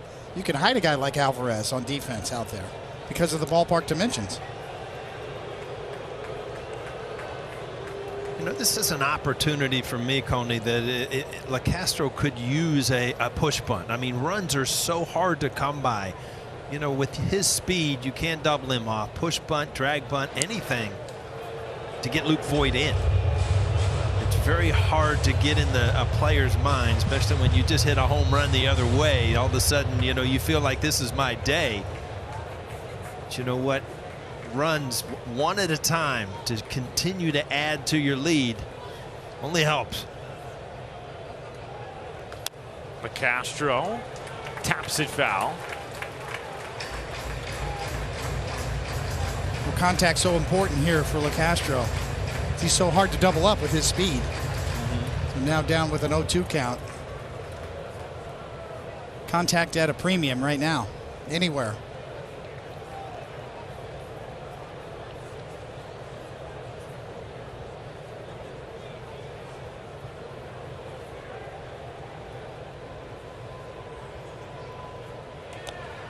Check on Torres.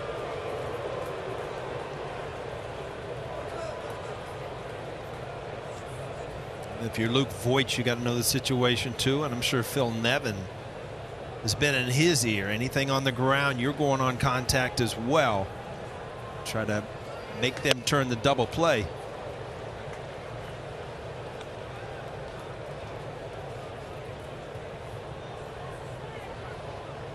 Yankees looking to add on.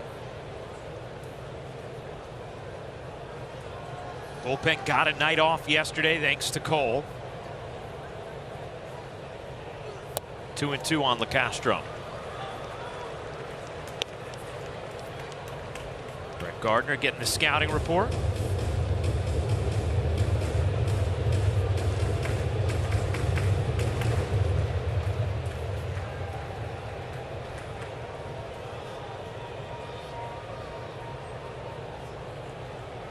Big hole on the right side with the runner being held on, and Altuve pinched to second for the double play opportunity. Nice stop there by Maldonado. And Torres stays at first. Count now full on Tim LeCastro. Garrett Cole getting to enjoy the action today after that masterpiece last night. Best job in America. Starting pitcher the day after.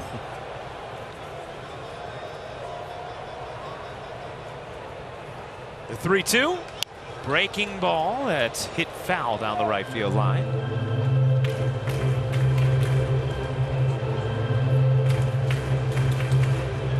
Real good job by LeCastro right there, staying inside, not going out to try to get the ball. And if he is able to push the ball anywhere to the right side, they're going to have trouble trying to turn that into a double play. So keep battling, keep those hands inside the baseball. LeCastro again. There it is, Paul, battling.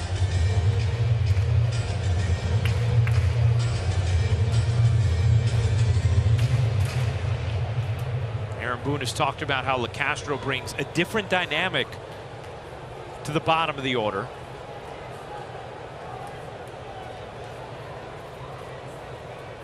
About to see pitch number 8 here.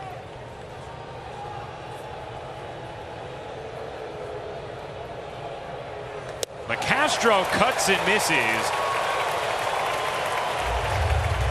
2 down. A lot of knuckle curves, and all of a sudden went to the fastball high in the strike zone and got it by him.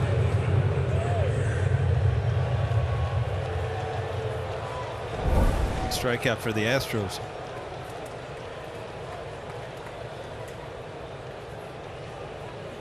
Now here is Gardner.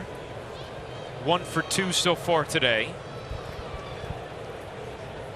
Yankees have scored 1 in the inning, had first and third with nobody out, but Urshela, a looping line out to left. LeCastro a strikeout. And Gardner takes ball 1.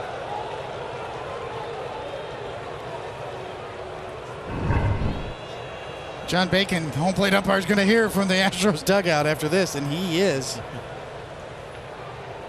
The scrub knuckle curve right there.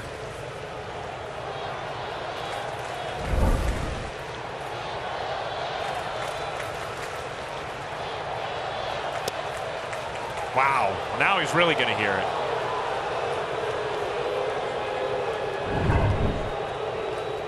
Maldonado setting up in. He's got to reach away.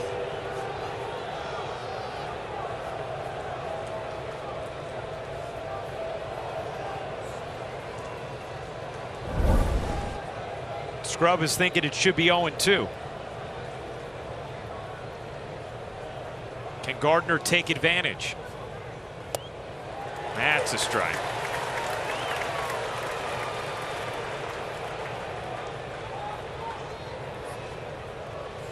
You see that sharp break from the knuckle curve, and it just, pitched in high school, Coney, I never even tried to throw it. Much harder to control with that knuckle tucked in like that because you see a sharper break.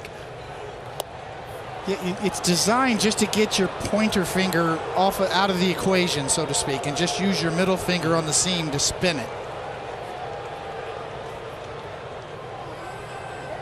Mike Mussina, probably one of the best ones. Yeah.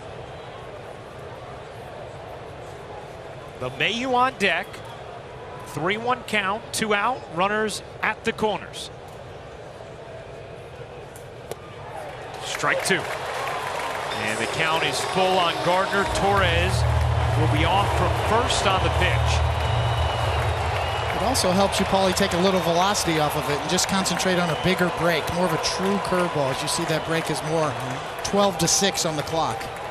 So that's another thing that grip helps you do, is kind of shape that curveball the way you want it. Make it a little bigger, a little more downward tilt, a little less velocity.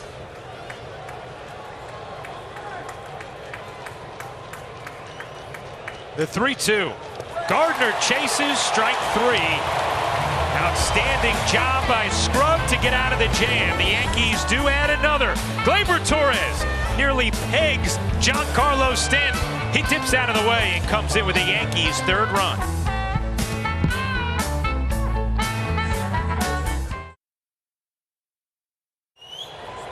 Yankees 3, Astros 1.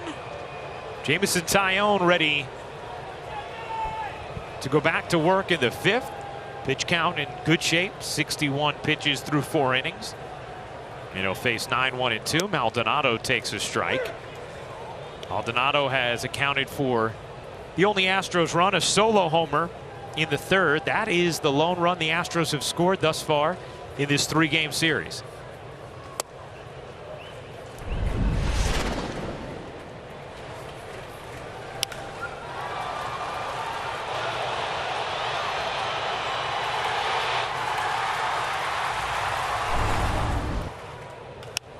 Maldonado hits that in the air to left and deep, but in the park.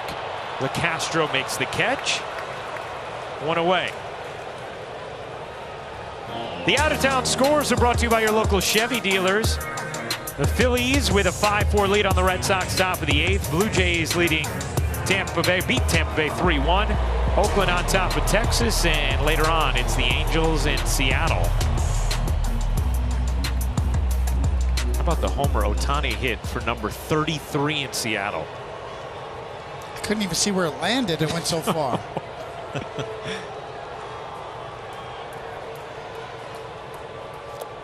Altuve chases on 1. Going to see him do both in the All-Star game coming up. Ohtani, that is. Pretty impressive stuff. I mean, he has been the star of baseball. I mean, there are some stars out there. Acuna, we've talked about, horrible injury, but Tatis Jr., but Ohtani, we said, who do you compare him to? Castro puts it away for the 2nd out. This would be a huge inning for Taillon to get through, and again, this is turning the lineup over for the 3rd time, and that's always a big deal against starting pitchers numbers wise, and you know, to get that out right there with Altuve, big time with 2 outs, try to get through this inning. Taillon has talked about how he feels like he's turned a page in mid-June when it comes to his confidence and his aggression as he widened the repertoire. Licky warming. Strike 1 here to Brantley. And we've seen much stronger results of late from Taillon. This is a continuation of that. He's shown a real aptitude for pitching, to make adjustments after bottoming out in Philadelphia in that 1st inning knockout. Popped up, shallow center, Torres there. How about that tidy 1-2-3 5th for Jameson Taillon?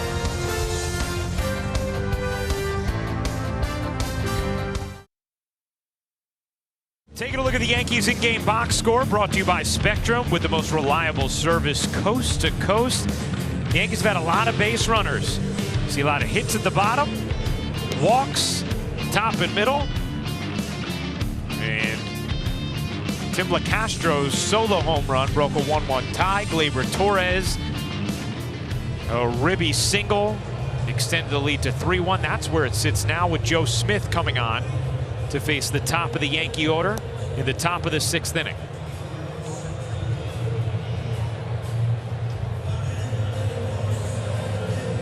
Veteran sidewinder with a unique delivery. That was a 7-pitch bottom of the 5th from Tyone. He's at just 68 pitches through 5 innings. We did see Lucas Littke up in that 6th, or in that 5th. Yeah, you're looking back. I think if Altuve would have reached, Littke would have come in to face Brantley. But you're at the point of the game now with Loaizaga, Green, Chapman, all the options you have. Coney, did you just start going to the bullpen, or do you just go hitter by hitter as well as Tyone's throwing the ball?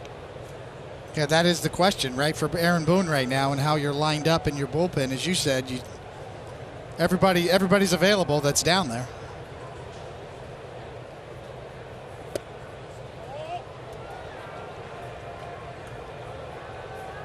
Loaizaga on the COVID IL, so he is not available. Herman, though, getting loose now. We saw him throw out of the pen in Seattle, and Aaron Boone, even though he allowed a 3-run homer, was very excited about Herman, the way he looked in that start, the breaking ball, not falling off as much. Had really good stuff, just made one mistake as LeMahieu drives that to right field and deep. Tucker back on the run, makes the catch for the first out. Tell you what, you just think ho hum, that's a good play. That's a great play, and that's leading off an inning. I mean, you're down 2 runs. Tucker got a tremendous jump on this ball going towards the line. This wasn't a blooper. This ball was hit hard. Talk about setting up an inning. This is a leadoff double or an out. Ends up being an out. It's a great point, Paul. He made that look easy, and we've talked about Tucker. Got a couple stolen bases, got some power, speed and power, and athleticism in baseball. Judge smokes that, but right to Altuve. 2 down.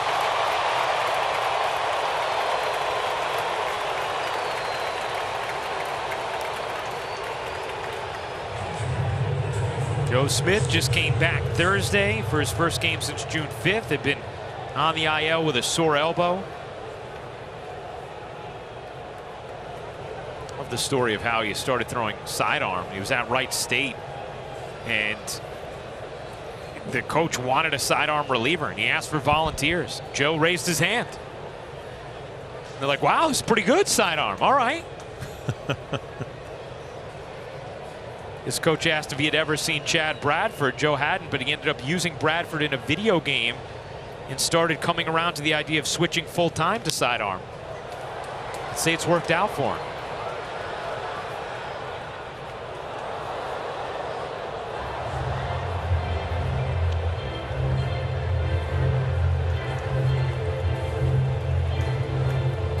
Maldonado Creative color right there. Yeah, I'm saying the same thing. We're mind melding, Paulie.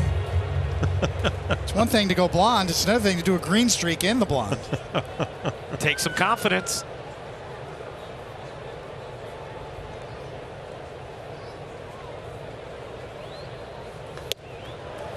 Painted perfectly, and it's 0-2. If you look at Joe Smith's style, Paulie, it's kind of like a hitter with a toe tap. There's no real leg kick, but he kind of just gathers his momentum and taps his toe and then goes home and lets it fly.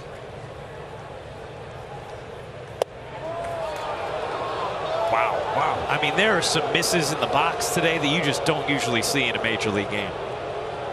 That's middle. It's a young umpire who's never seen Joe Smith before. Just the 3rd game that Bacon has called behind home plate this year in the big leagues. So sometimes you see that with from some young umpires. They get locked up as well at times, just like hitters. No matter, just cost Smith 1 pitch. He throws a sharp 1-2-3-6. The Yankees lead 3-1.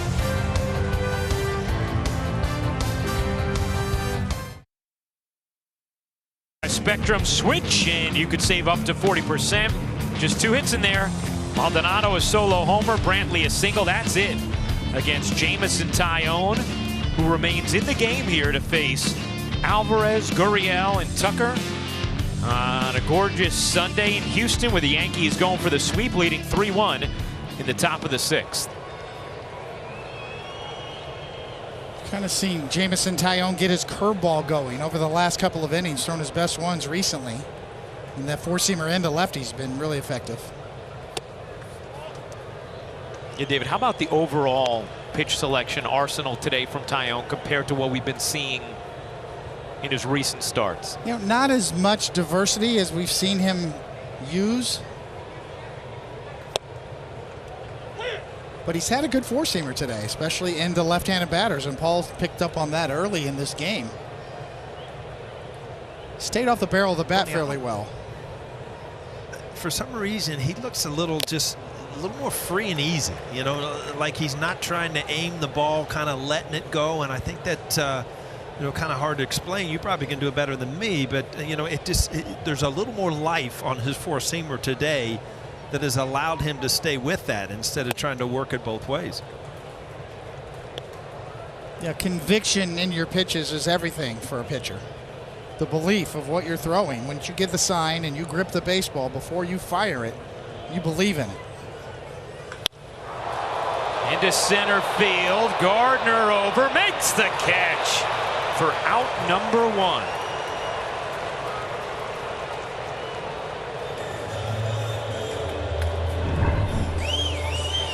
Well, outs are outs. Big Paul in the ballpark. Brett Gardner gets a great jump and runs it down. You see, as a lefty going towards the gap, you have good reach, as Tucker had it out in right field going towards the line last inning. Brett Gardner, we talked about it. That's one part of his game that he has not lost defensively. Now, Tyone starting to give the Yankees more length as well. We see Herman ready in the bullpen. 6th lowest in the American League when it comes to innings pitched per start, but that started to change over the last few starts here for Tyone. And again today, pitching in the 6th inning, getting outs. The pitch count is still incredibly manageable at 75.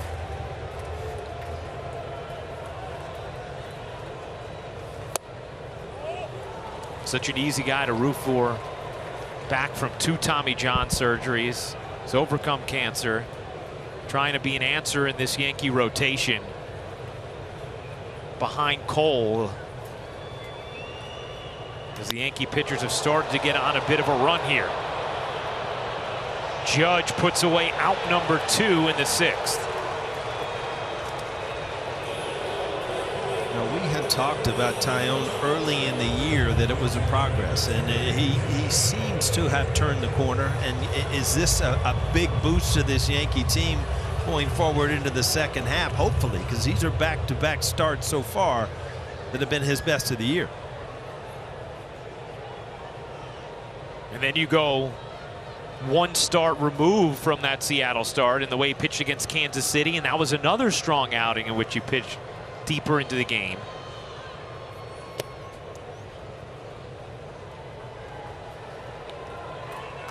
You could tell just listening to him yesterday, too, guys, that confidence-wise, there's a lot more there. He feels like he's discovered some things that are making him feel a lot better about himself out on the mound. Well, that's not going to make him feel better about himself. Tucker deposits it deep into the right field seats, and it's a 3-2 game.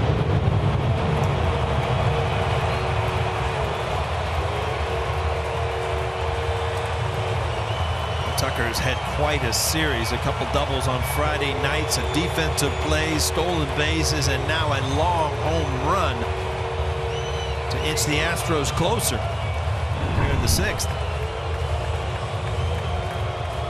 So that's more of the slider, Paul, at 86 miles an hour trying to get in. It does not get in. And the problem with the slider and his 2 breaking ball choices is the slider stays more on the same plane. So if you don't locate it, that's what happens against a left-handed batter with some pop. Strike 1 to McCormick. Tyone will stay in there, try and get the final out of this 6th inning.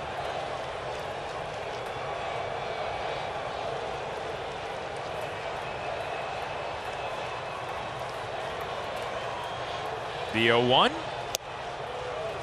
1-1.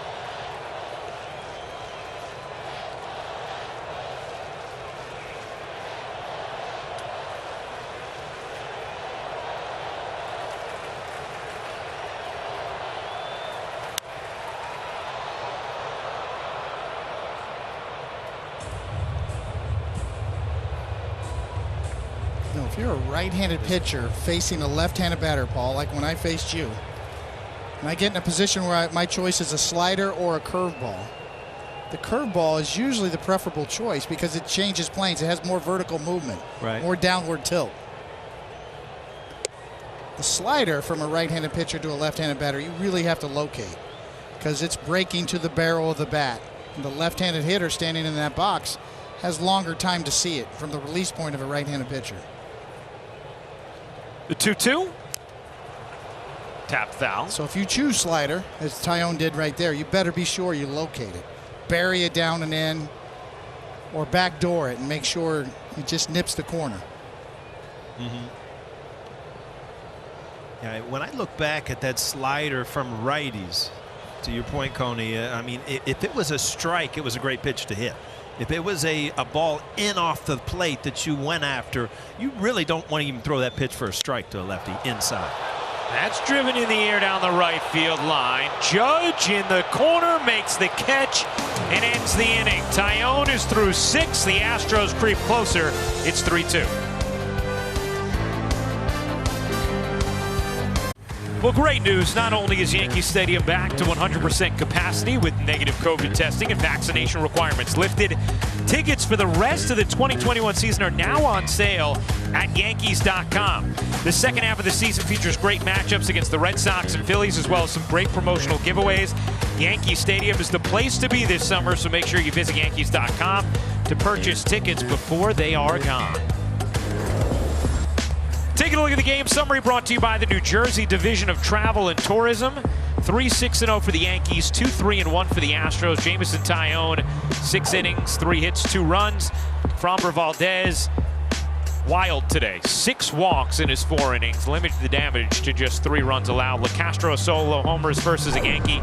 Maldonado and Tucker have gone deep. And here is Brian Abreu. He'll face 4, 5, and 6 in the Yankees order.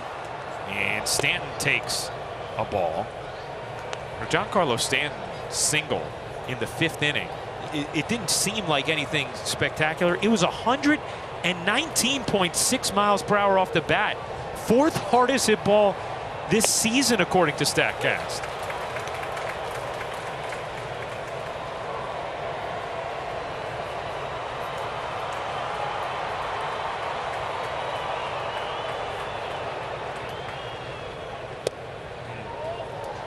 Ball 2.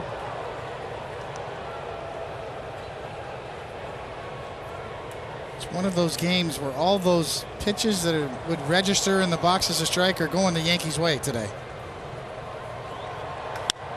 Stanton flies it into deep right, but room for Tucker. 1 down. You hit the ball to right, it's either out of the ballpark or to the warning track. It's amazing. Everything off the bat. Outfielder with his back against the wall.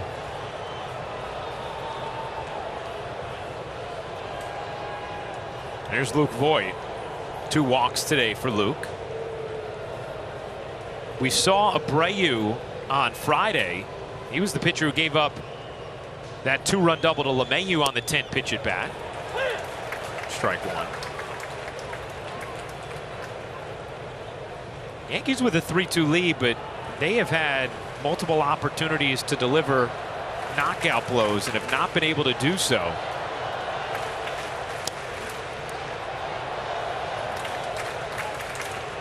Obviously hoping that doesn't come back to hurt them.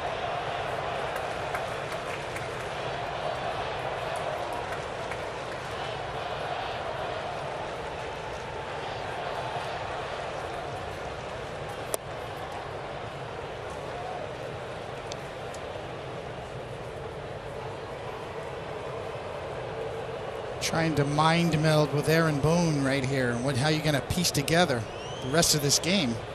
You hope he gets more runs first. But secondly, you know, what are you going to do when you see Domingo Germán warming up down there? And maybe you're thinking, hey, maybe he can just ride it out, close it out, trying to stay away from Chapman the day before the All-Star break.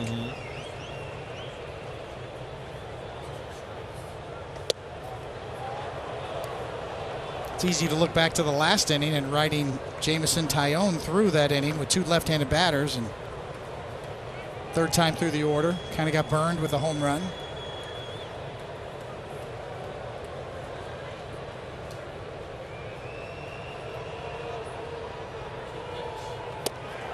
Strike 3, Voit down looking, 2 away.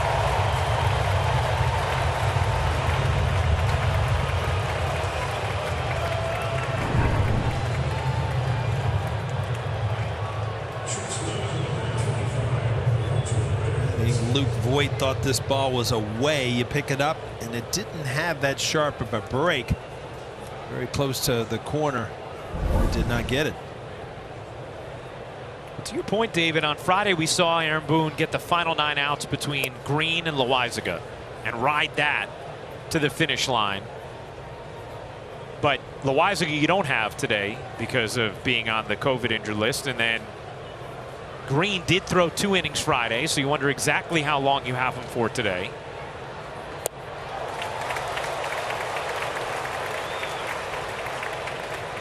I think that's why you're probably seeing Domingo Germán up, or we saw him up last inning. Try to get some multiple outs out of him. Obviously, you have Green at the back end, so trying to stay away from Chapman, I would suspect. And that's probably the last thing you'd want, would have, you know, Chapman in this game late and potentially another disaster, and him have to sit on that the whole All-Star break.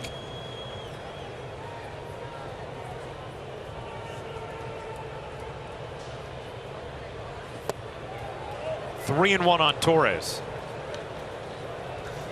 I don't know about you, Coney, but I'd be kind of surprised to see Taillon come out next inning. I think that you're down to what, 9 outs, and you're going to have to figure out. I mean, he did miss with a couple pitches, so is he starting to tire? I don't know, but he's given you a great performance to this point. I don't know how far you chance it at this point. Yeah, you could say that he chanced it in the last inning by pushing Taillon probably past the point. As we said, there was 2 left-handed hitters in that inning. One of them did hit the homer. The third time through the order. I mean, all the numbers will tell you one thing. What does your gut tell you? Kind of gotten away from those kind of decisions in recent history. The days of Billy Martin and his gut check, that's been kind of weaned out of the game. But you also have your closer, who's really struggled lately, and you're trying to stay away from him. And you also have your other best reliever, who's down with COVID protocol.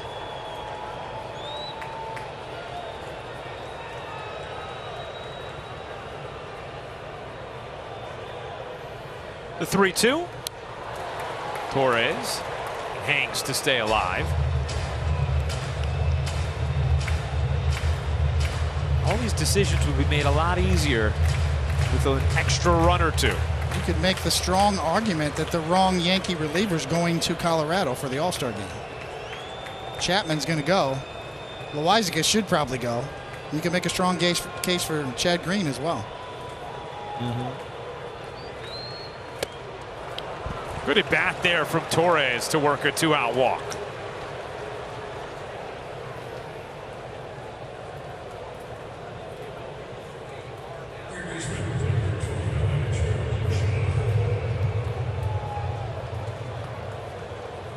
And here is Gio Urshela.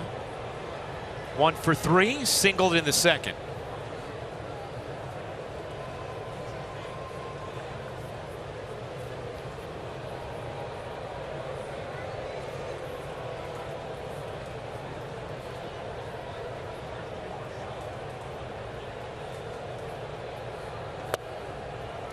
Held off, 1-0.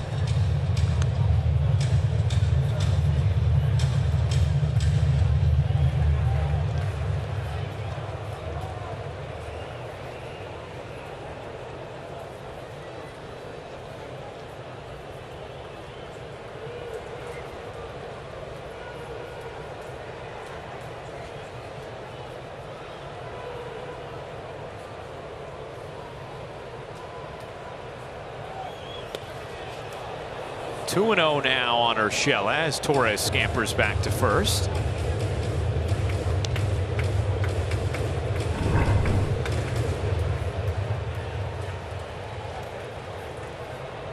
The old false break. A lot of times, you know, you'll see what kind of jump you can get, or you realize I didn't get a good enough jump, and that's very hard to do as a base runner.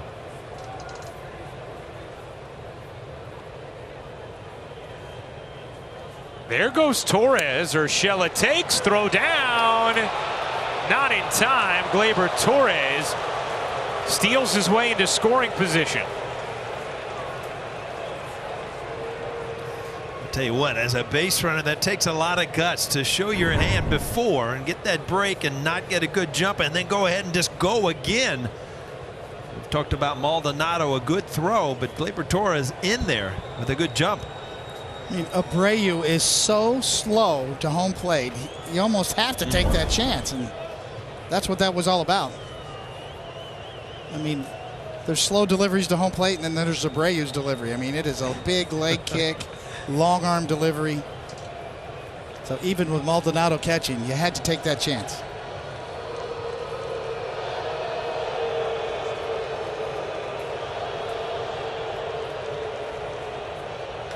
Urshela grounds that into right field, a base hit. Torres being waved around. Here's the throw home. It's not in time. Torres scores. A much-needed insurance run, and the Yankees lead is 4-2.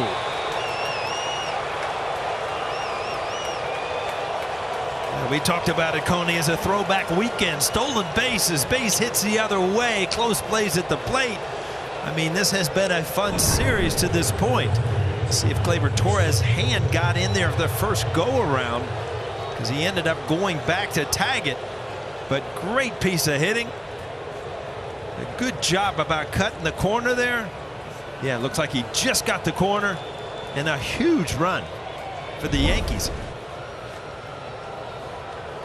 Urshela advances to second on the throw after the ribby single. And now LeCastro with a chance to add to it. I don't know if you noticed, Paul, but the bat ended up right in the third base line as well, like down the line a bit on that play. And Gleyber had to kind of circle around the bat, but that almost aided him as he kind of slid around head first the tag. The on-deck hitter, LeCastro, I mean, that's literally his job, but that's a tough one to go up the line and try to get it out of the way. It was a really good at bat from Torres to work that walk, fouling off a few pitches and then stealing the base, putting himself in scoring position, and then Urshela delivers. Give the Yankees a much-needed insurance run. LeCastro flips that on a hop to Altuve, who has to hurry. With LeCastro's speed, you do. That ends the inning. But the Yankees tack on an insurance run. Torres using his eye and his wheels. And Urshela coming through with a clutch base hit. We'll keep things right here for God Bless America. Yankees leading 4-2 after 6.5.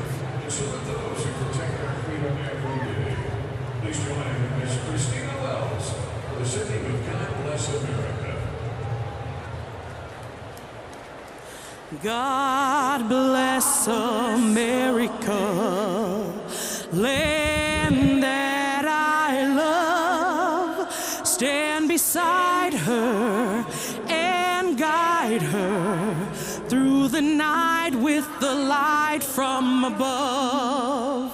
From the mountains to the prairies to the oceans white with foam. God bless America, my home, sweet home. God bless America, my home, sweet home. New York Yankees baseball is brought to you by Volvo. By Dumbo Moving, New York's largest moving company. Visit dumbomoving.com to book your move. By Optimum. And by your local Chevy dealers. Visit ChevyOffers.com. Ryan Rucco, David Cohn, Paul O'Neill, Chris Sheeran, our entire crew. Appreciate hanging out with us on Picks 11. 4-2 Yankees lead the Astros bottom of the 7th. And Domingo Germán is the new Yankees pitcher in relief of Jameson Taillon.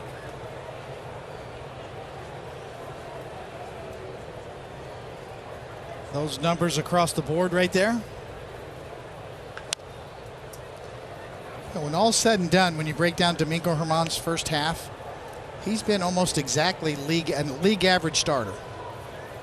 The average major league starter, which is not a bad thing. I don't mean to be derogatory about that. I mean, but that's where he falls right in the middle of the pack.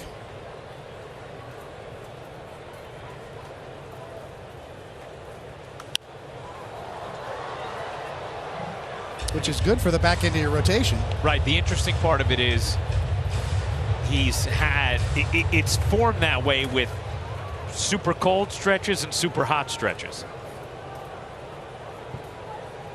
Similar to the Yankee season so far. Yeah.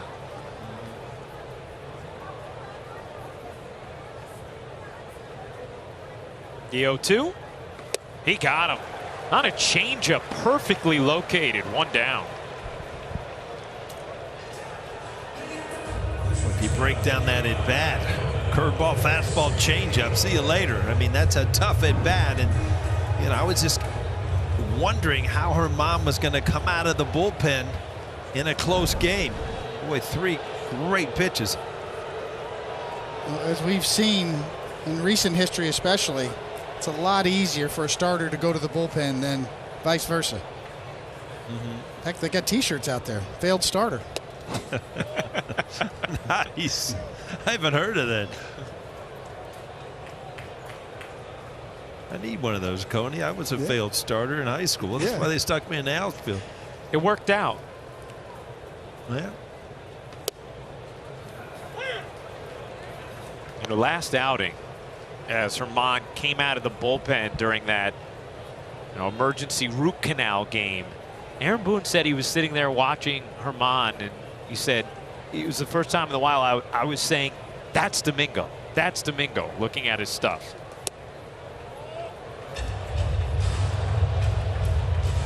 He went 3 innings, allowed 2 hits, no earned runs, 5 strikeouts. He did allow the 1 3-run homer, which accounted for 3 unearned runs. But you could just tell there was a completely different rhythm to Germán in that relief outing compared to the starts we've been seeing of late.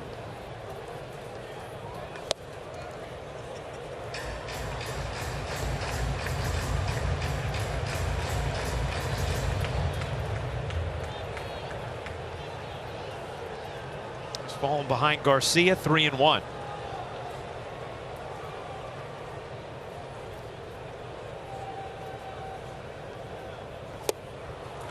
Another changeup.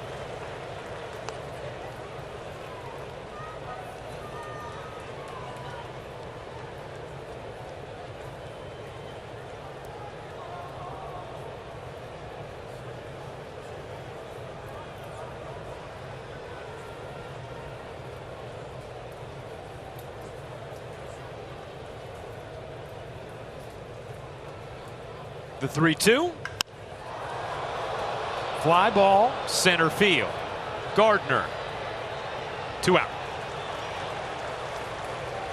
Take a look at the bullpen budget. Everybody got the day off yesterday. Thank you, Garrett Cole. Chad Green threw 26 pitches on Friday night. Licky threw 19. Cessa's had 3 days. We know Loaizaga is down because of COVID protocols. You wonder what the score would have to be for Aaron Boone to really feel comfortable going to Chapman right now.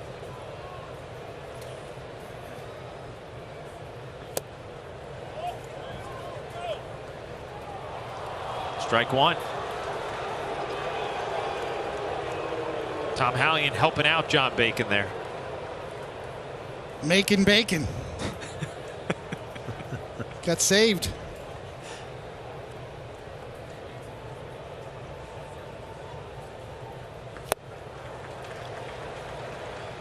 97 with movement, 0-2. Yankees pitching last 6 games has been absolutely terrific. And as the offense has started to come to life, the pitching had really fallen off, but now the pitching on a little bit of a hot stretch. Swing and a miss. Nasty. Domingo Germán with a 1-2-3-7.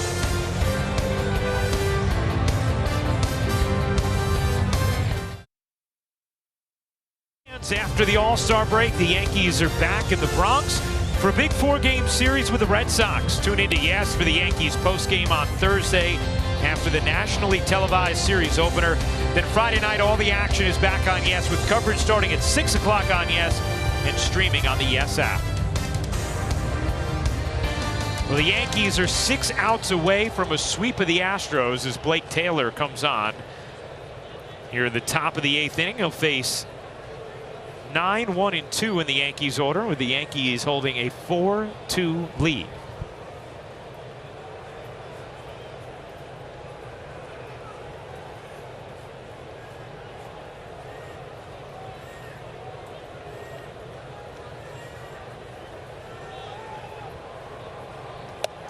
Ball 1 to Brett Gardner.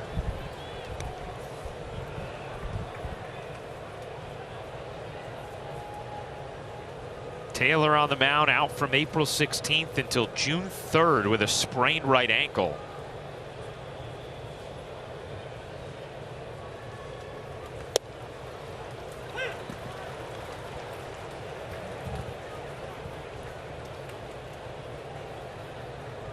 Acquired from the Mets in December of 2019 for Jake Marisnick.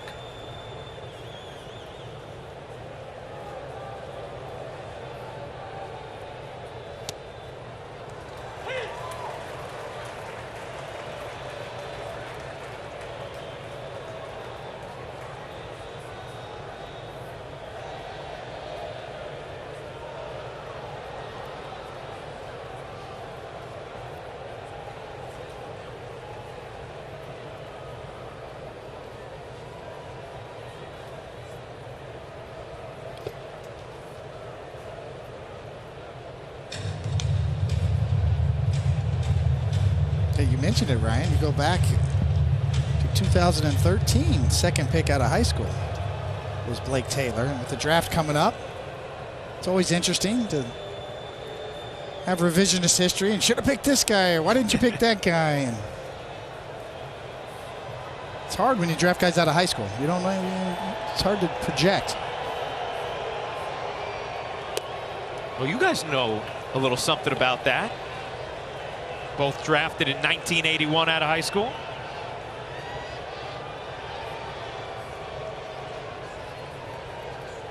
"17-year-old, 18-year-old kid at the high school level and project where he's going to be as a major league player. That's just hard to do." Gardner taps out, back to the mound. 1 away. 40 years ago? 1981? How long ago is that? Oh, wow. It is. Yes. God. Oh, my goodness. You project O'Neill 40 years later. Sitting in Studio 21. What scout had that? Down in the basement. That's right. With a beautifully textured blue shirt, by the way. Oh, nice. Huh? 40 years ago, O'Neill was drafted out of high school. Wow. I graduated early, Coney. I was only 12. How's that? Well, with the draft beginning tonight, Paul, what do you remember about that day? You know what? It's very interesting because I was actually on a college visit and I was staying at the house of Robin Roberts, the Hall of Famer, who was coaching at the University of South Florida at the time. And that's where I was going to go. I had signed my letter of intent and actually found out I was drafted by the Cincinnati Reds while I was down there, and we had a conversation and he said, "Kid, if you want to go play baseball, go play baseball." And to this day, I always look back and I would see him at the ballparks once in a while and always thanked him, because he could have easily said, "No, you can't do that. Come to college, this or that." Yeah. But I'll never forget that day. Never forget it. That's a great story. And it obviously worked out. 1-2 on LeMahieu here with 1 out, nobody on in the top of the 8th. All right, David, how about you? What do you remember about the day you were drafted? The same day as Paul. Yes, 1981. I was actually a quarterback in high school, and I was scheduled that week to play in an all-state game. It was like an all-star game. I was going to quarterback for the Missouri side against Kansas. We were going to play at Arrowhead Stadium. Big deal. Yeah. Nice. 3-2 on LeMahieu. The quarterback on my side, it was me and a guy named Alan Cockrell. Wow. Former Yankee hitting coach was the other quarterback. He was from a school down in Joplin, Missouri. And I got drafted, and my scout said, you shouldn't play in that football game. So I panicked, so I pulled out of the football game. Alan Cockrell had to play the whole game.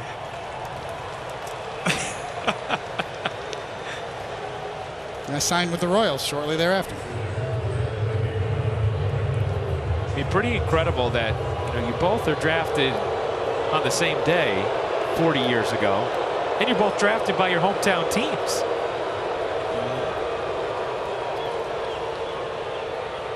I always kind of regretted that. I saw Alan Cockrell, when he finally got the job for the Yankees as the hitting coach, and talked to him about that. Kind of apologized to him. Sorry to hang you out. Always wished I played in that game, Ryan. Third walk for LeMahieu. Here's Judge.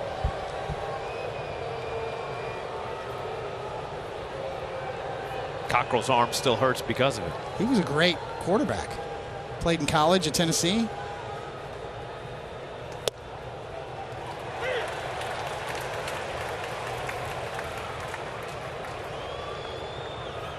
Mike Moore was the #1 overall pick in 1981, pitcher for the Mariners. Joe Carter was the 2nd pick of that draft.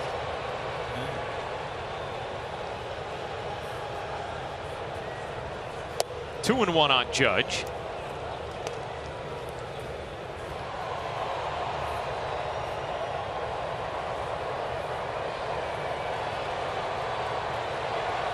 Yankees looking to add a little more insurance.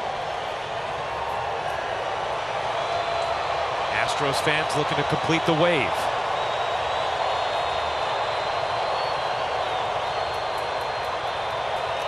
That one skips away from Maldonado, and LeMahieu is going to be at second on ball 3 to Judge.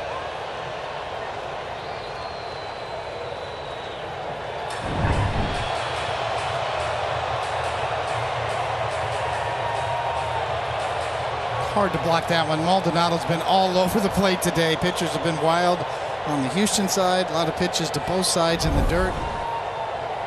He's going to be worn out after this game. Couldn't need those 3 days off, huh? Well, Ryan, the 1981 draft was a big draft. A lot of good names in that draft. You mentioned the top.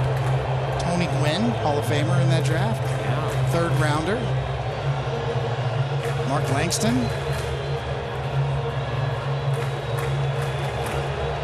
Sid Fernandez, Ron Darling. You two. It's a loaded draft. Scrubs, Coney. We had to work through the minor leagues. We didn't grow up with that silver spoon and go in the 1st round. We had to trick them from the 3rd and 4th round, right? As Judge works the walk, so 1st and 2nd, 1 out. Yes, David, a 3rd rounder. Paul, a 4th rounder in 1981. I remember sleeping on the floor in Charleston, South Carolina in low A ball, Paul. They got no money. Yeah. Yes. Sleeping on my clothes on the floor. Wondering if he made the right decision. He should have played in that football game at that time, huh? Peanut butter and jelly sandwiches. Oh. Hey, you can't eat much on $11 a day. Wasn't it $11 a day Yes. was our meal money? That goes pretty quick. You know that? It does.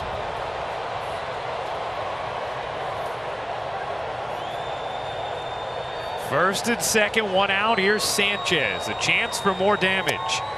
And strike 1. Gary's had some good looks today and some good swings. Could certainly make Aaron Boone's job a lot easier with a big hit here.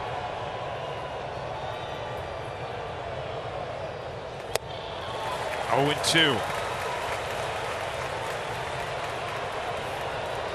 Nobody up in the Yankee pen. It certainly looks like The 8th at least will be Domingo Germán's after he was very sharp in a 1-2-3-7.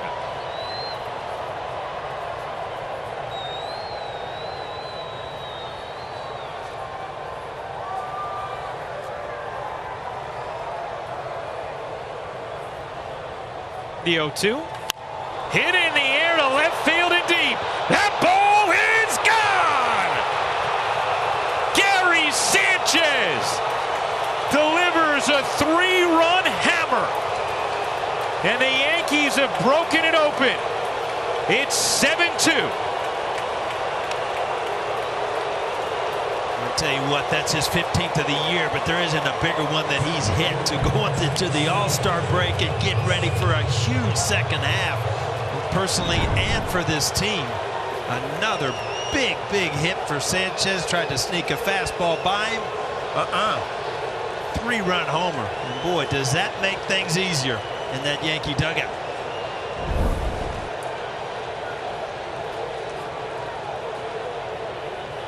The jacket gets put on Gary after his 15th homer of the season. And as Paul said, just an outstanding way to punctuate his resurgence here over the last month.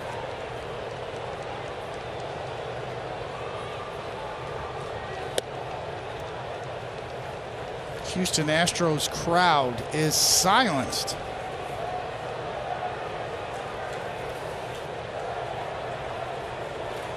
I believe there was also a Yankee fan who made an outstanding catch on that home run, falling back into the aisle.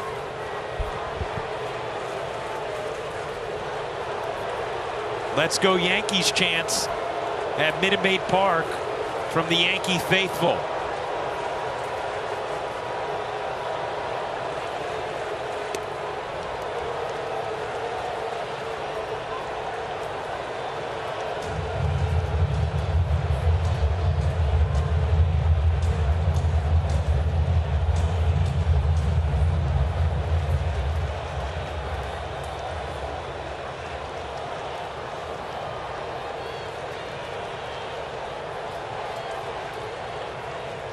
Three and one on Stanton. Another potential damage pitch. Well, no one's going to have a chance to do damage on that. Third walk of the inning from Taylor. It's been a dodgeball game for Stanton today, right? Glaber almost got him on the base pass. Had to dance out of the way of that one.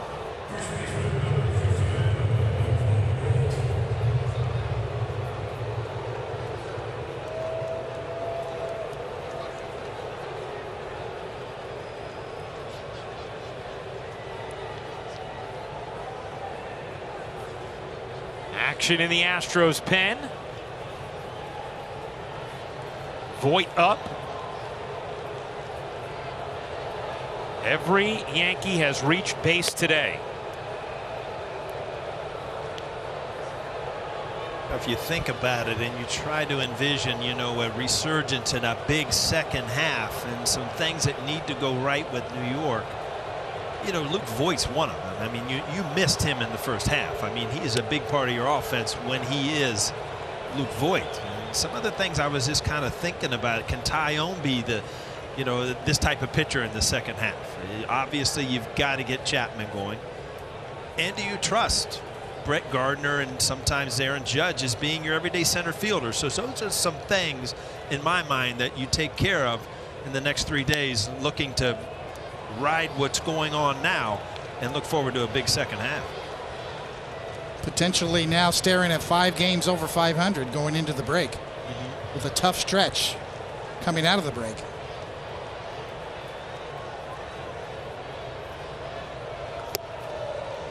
Fourth walk of the inning issued by Taylor. Voit is on, first and second one out, and Dusty Baker has seen enough. Garza Jr. will be called on. First and second, one down, top of the 8th. Yankees a 7-2 lead with 3 already in the inning.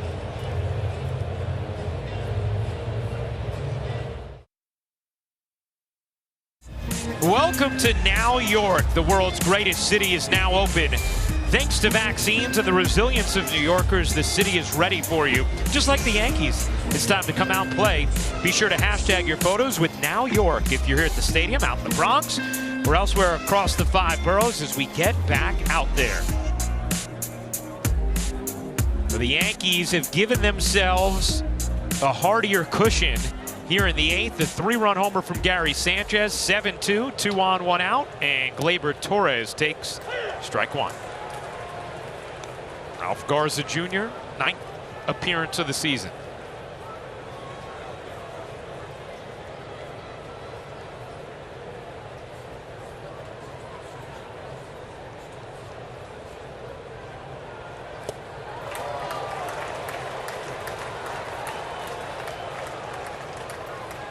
Ryan, I do have to get the expert advice on the hoop game tonight. You got Milwaukee coming back? I do. I think so, right? I do. Yes. I think they'll win both games at home. Nice. So we're going to have a series then. I believe so.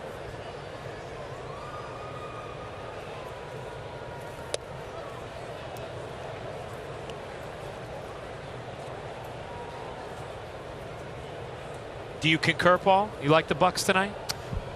I do. I mean, if you think about it, put yourself in a player's standpoint, you're playing for your life tonight. You lose tonight, then pretty much series is over. So when you're playing for your life, there's something about just grabbing it and playing a little bit better. Phoenix, they have a lot of options how to score, where Milwaukee does not.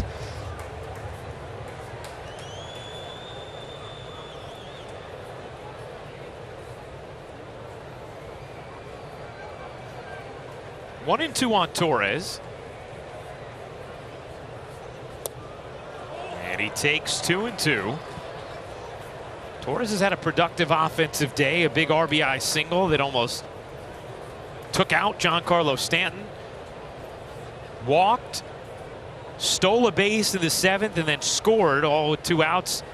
Gio Urshela, a base hit that gave the Yankees an insurance run, and they've gotten more here. As Torres cuts and misses. 2 down. All right, we talked about the fan catch. Here it is. Take a look at this fan on the Sanchez homer.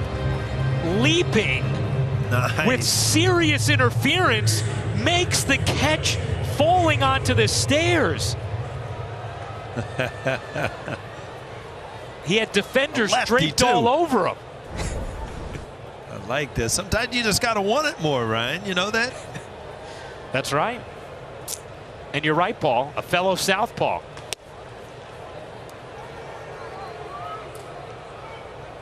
I mean, he had one guy like with a hand right in his face as he made that catch. 2 hands and then fell back on the stoop, right? Yeah.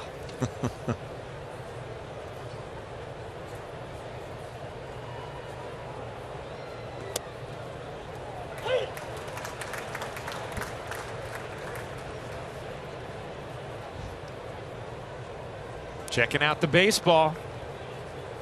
There's a flat spot on it for where Gary Sanchez hit it. See him eyeballing that guy? Give that ball back. I'll let you look at it. Not for long. Give it back.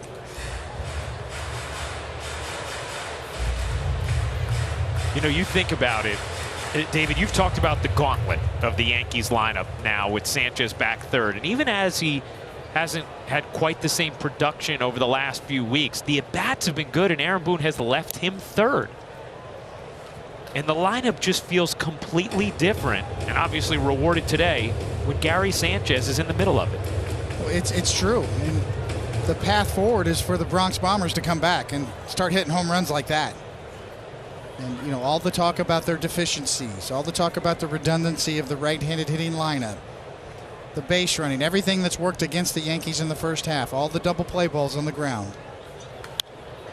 The way forward is that lineup, putting pressure on, getting good at bats, getting good pitches to hit, taking the walks, passing the baton, and then launching, hitting homers. That's what this team was built to do. That's what they're going to have to do if they're going to get in this race and have a real shot at getting to postseason.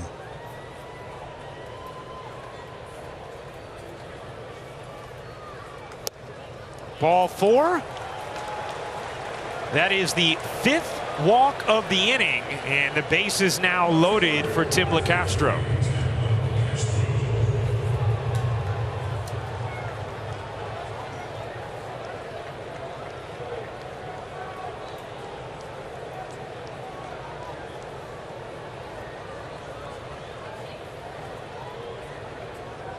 The Yankees have walked 12 times today.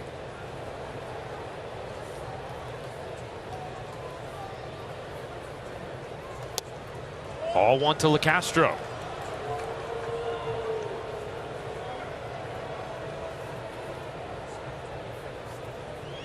You know, on the other side, Jameson Taillon came out throwing strikes. His pitch count was under control. I think 16 out of the first 20 batters he faced were strike one.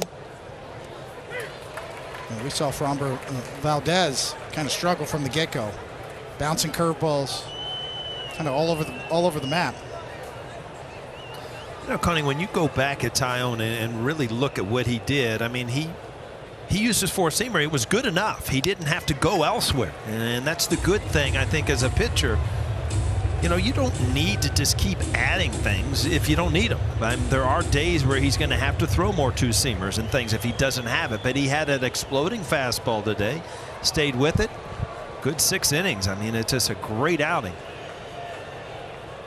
Weren't a lot of hard hit balls off of the Houston Astros lineup really all day long. The home run. I think we saw Alvarez hit one to center that was struck fairly well, but for the most part, Yankee pitchers, including Jameson Taillon, by and large, staying off the barrel of the bat, inducing softer contact.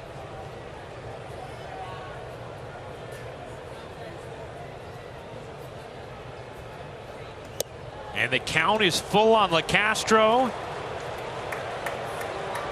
So everybody will be off on the pitch. 3-2, 2 outs, bases loaded.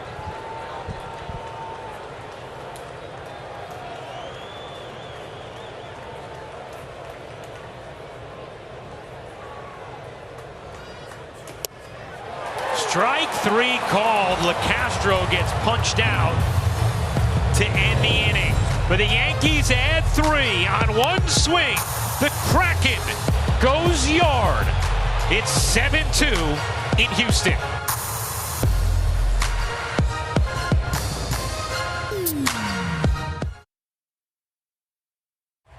The line score is brought to you by Mercy College. 7-8-0 for the Yankees, 2-3-1 for the Astros. And Domingo Germán on the mound in the bottom of the 8th. His second inning of work after a 1-2-3 7th in relief of Jameson Taillon. And Altuve takes ball 1.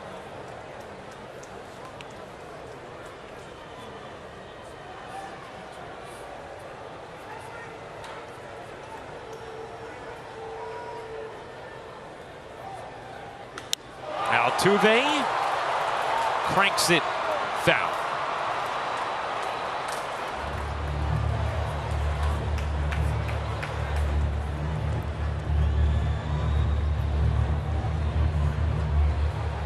Not too many guys in the league quicker to a fastball than Altuve, huh, Coney? Yeah, it just not only a great fastball hitter, a great high fastball hitter.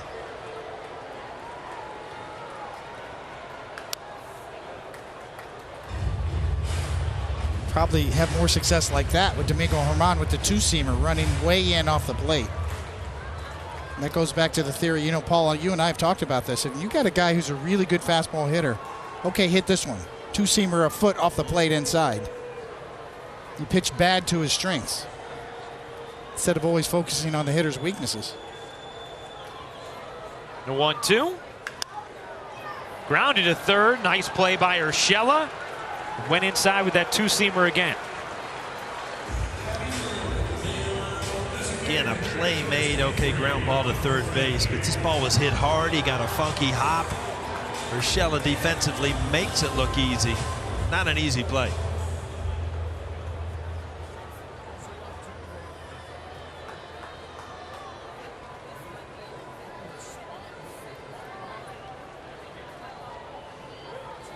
Here is Brantley.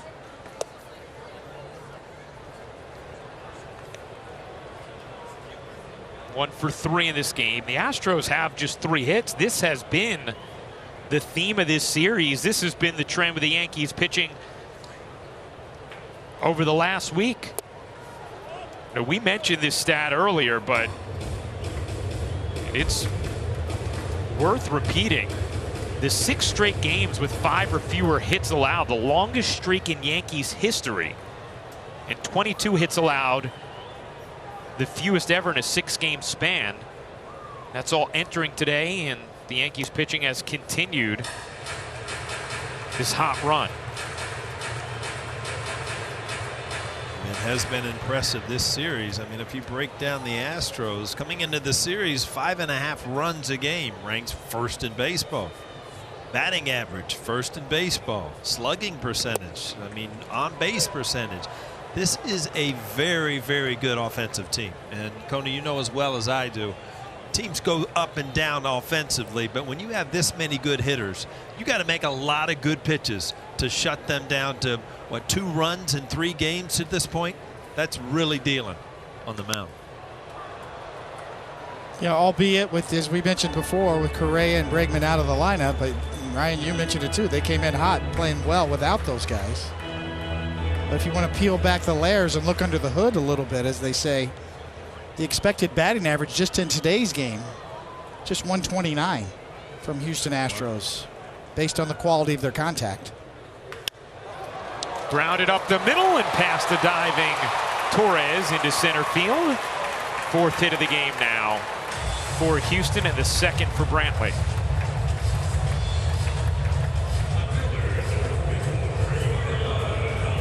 Brantley just a good, solid hitter. I mean, he goes up there looking to hit the ball hard where it's pitched. Long career. 10 years in Cleveland. This is his 3rd year here with Houston, and it's pretty much his whole career has just been a solid hitter, to use the whole field, not one-dimensional at all.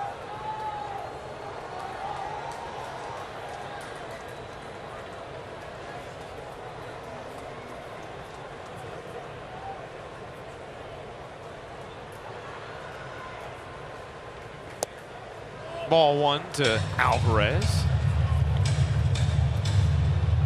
Lucas Licky up in the Yankee pen.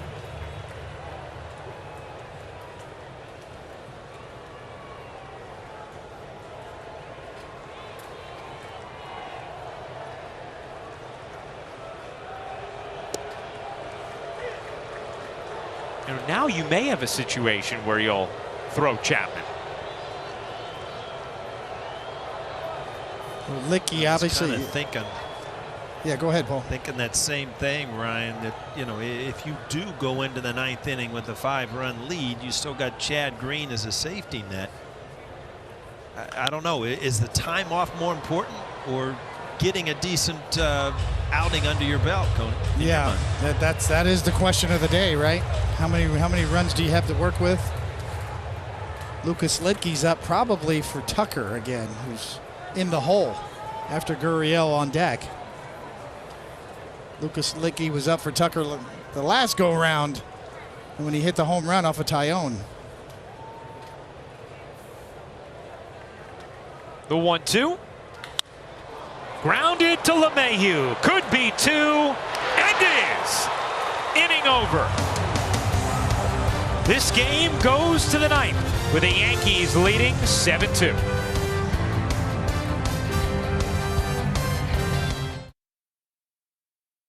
Jose Altuve in his home run in Game 6 of the 19 ALCS. Judge trolled him yesterday. Maldonado responded today. Then LaCastro, it's chilly in there. That's what Judge said. He gets the jacket. And Gary Sanchez says, all right, I'm going to clap back.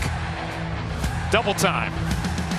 And the rivalry that has brewed between these two teams over the last few seasons gets a little more gasoline.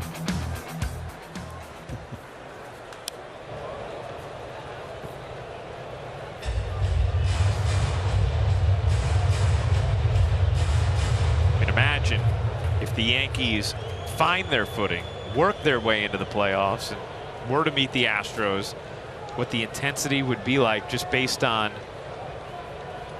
the extracurriculars we've seen in this series.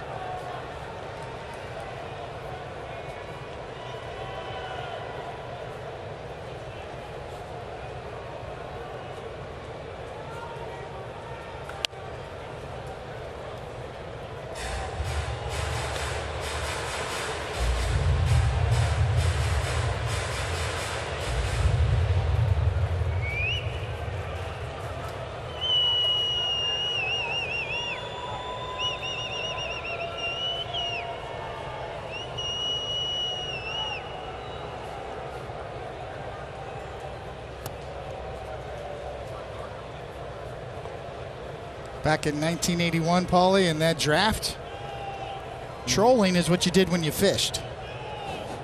Exactly. It's got a whole new meaning now. You know, Ryan threw that out to today, and I don't even know what does that mean. Just messing with somebody, or you're right. Trolling was throwing a hook in the water and moving a little bit.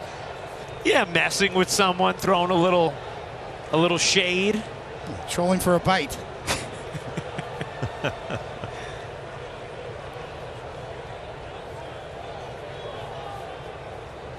We've had so many back and forth serves at this point. I don't know if we've graduated to a new verb, but it started with an Aaron Judge troll of Altuve.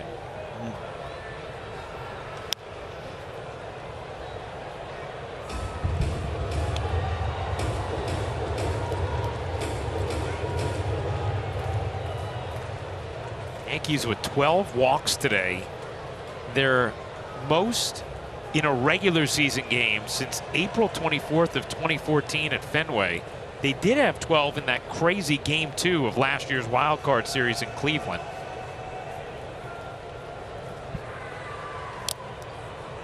Gardner battling here.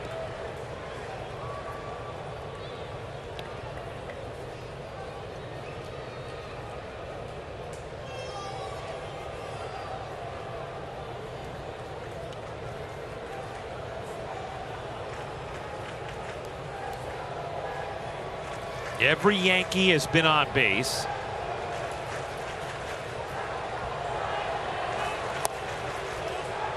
Gardner and LeCastro, the only Yankees who haven't been on base multiple times. LeCastro has a solo homer. Gardner singled his first time up, and he's 3-2 here on Garza Jr.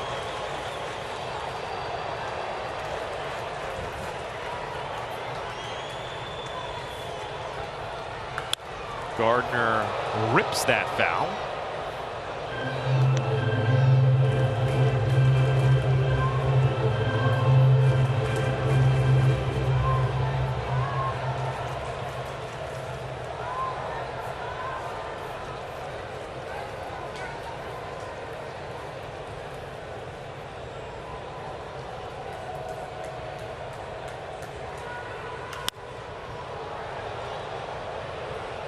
Good at bat here from Gardner to start the ninth. Nobody up in the Yankee bullpen. Domingo Germán has faced the minimum through the 7th and 8th inning. Somewhere Goose Gossage is smiling. That'd be a Goose Gossage save, right? A 3-inning Johnson. 10th pitch of the at-bat coming here. And ball 4, the 13th walk of the game issued by the Astros.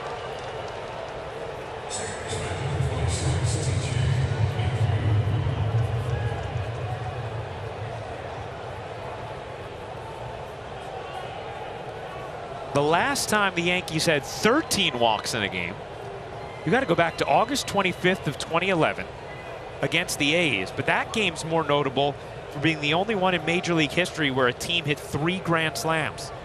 Cano, Granderson, Russell Martin all went deep with the bases loaded for the Yankees in that game.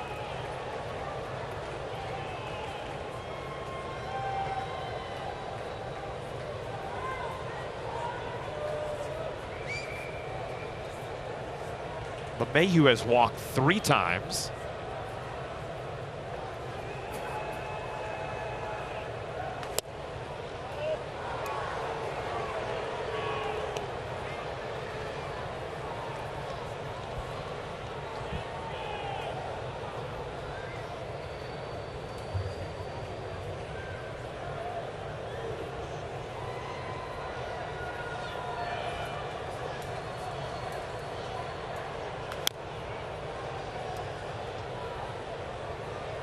Anytime you see a game and a box score like that, where you see that many walks, 2 things come to mind.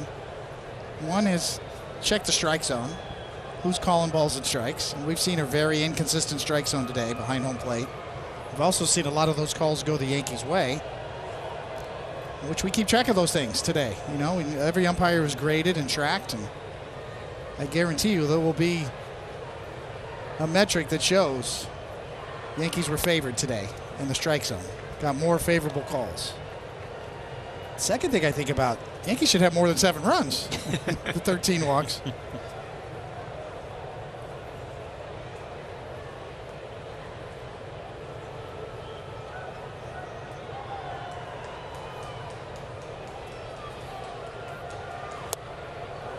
Another 3-2 count. Certainly all the borderline calls have gone against pitchers today. We've seen several within that box that have been missed as well and called balls. So anything close certainly is not going to go the pitcher's way.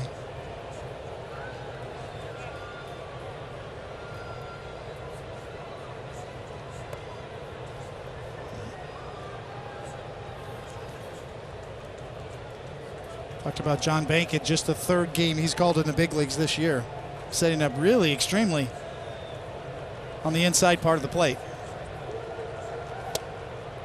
And what do you know? Another walk. Number 14 for the Yankees hitters today.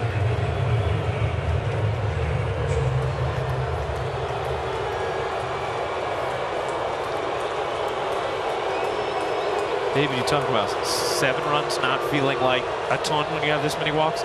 Well, the last time the Yankees had 14 walks, April 26, 2006 against Tampa Bay, a 4-2 loss. A game where they had 14 walks and just 2 runs. Ooh, that one stung. Here's Judge. Ball 1.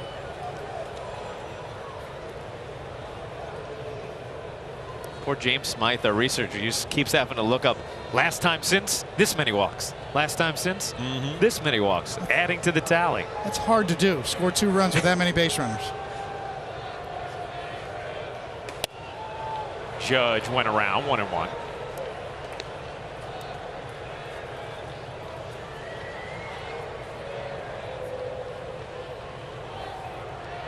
That was LeMahieu's 4th walk of the game.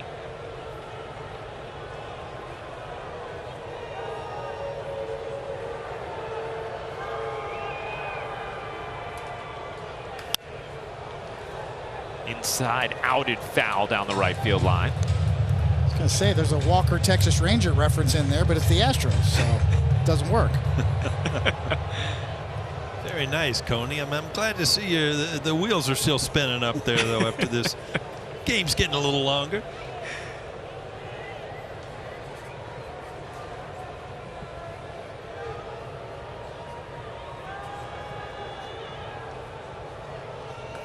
And it's 2-2 on Judge.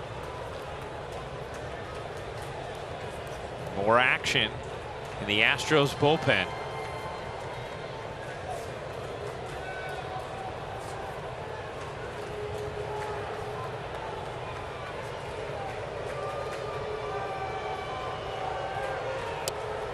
Strike 3 called as Judge is down looking. 1 out. As a hitter, you see somebody all over the place, and all of a sudden you just see one of the nastiest sliders. That ball started at his front hip, ends up on the outside corner. Like, why me? So a little hesitation from home plate umpire John Baker to make that call, and it was almost like a 2-strike call, not a 3rd strike punch-out call.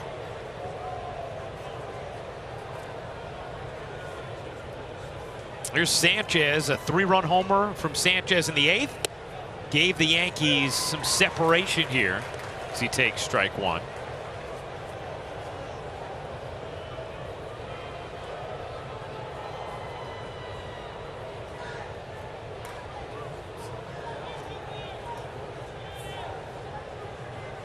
As Chris Sheeran pointed out to us after the Sanchez home run, he got 3 straight fastballs. That second one, 94, swung through, didn't appear that close. Got another one the next pitch, 94 again, and put it in the seats and left.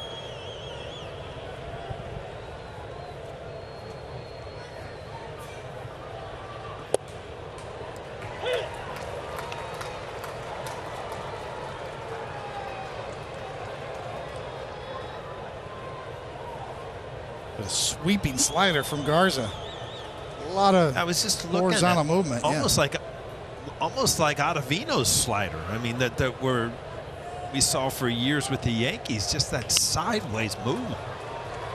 Could be 2, 5, 4, 3, inning-ending double play. Herman and the Yankees will look to close it out in the bottom of the ninth and complete a sweep against the Astros. For the Astros, getting ready to start the bottom of the ninth inning. Yankees going for a sweep. We know they've had trouble this season in these spots, 3 and 8 when looking to complete the sweep. Paul, you talked about it off the top of this series, just what a big opportunity this was for the Yankees to build some positive energy going into the break, and they're on the brink of really feeling a whole lot better heading into the All-Star break.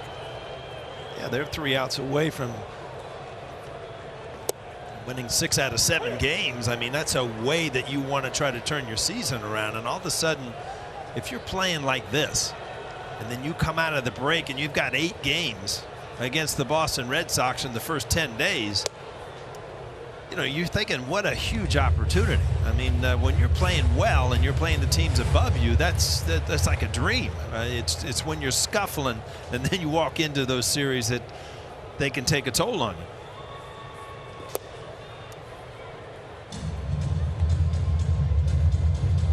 Yankees were able to salvage that second game of the doubleheader Sunday night against the Mets, and then took 2 out of 3 against Seattle, who had been red hot going into that series, and now 3 outs away from a sweep of the Astros, who were the hottest team in baseball at the start of this series.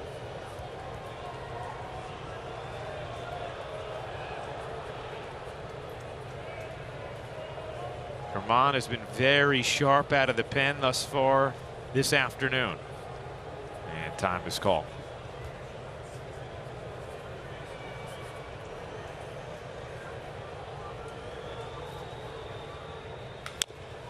Grounded slowly. It's going to be a tough play, and in fact, no play. Yuli Gurriel with a leadoff infield single. Just the 5th Astros hit of the afternoon.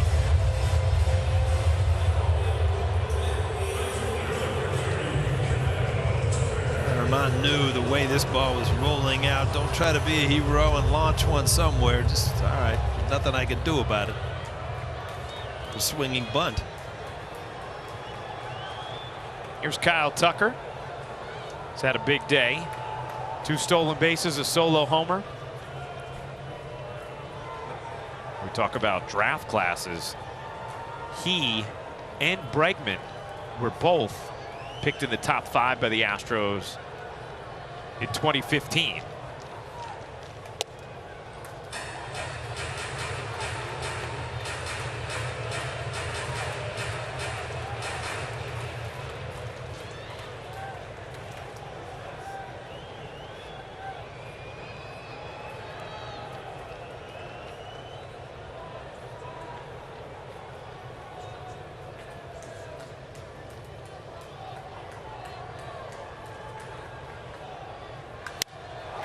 Ball is driven to left field.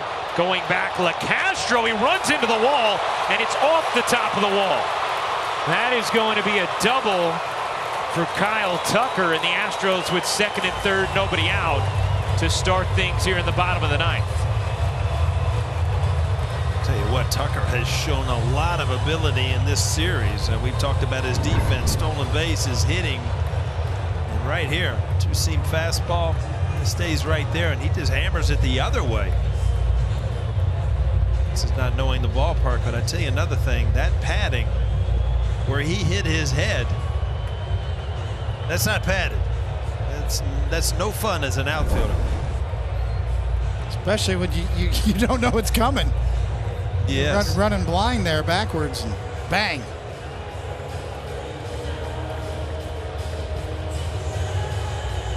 Well, Chad Green up in the Yankee pen, and that is where Aaron Boone is going to go. Green will come on to try and lock down a Yankee sweep with 2nd and 3rd. Nobody out in the bottom of the 9th, and the Yankees leading 7-2.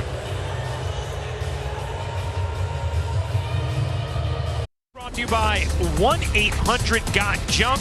All you have to do is point for full service junk removal. Well, it's an 8th inning, 3-run bomb by Gary Sanchez. Thought that was just going to break this game wide open. Now the Astros are knocking at the door. But this certainly helped. His 15th of the year.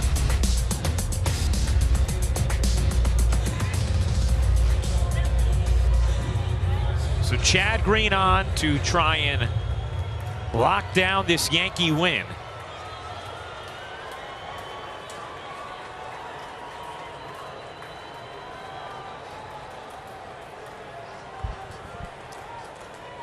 Not a save situation, but Green being tasked with saving the sweep. Ball 1 to Chas McCormick. So Herman's so sharp through the 7th and 8th, but a little infield single from Gurriel to start the 9th, and then a smoke double off the wall and left from Tucker. And Aaron Boone not going to take any chances here, going right to Green.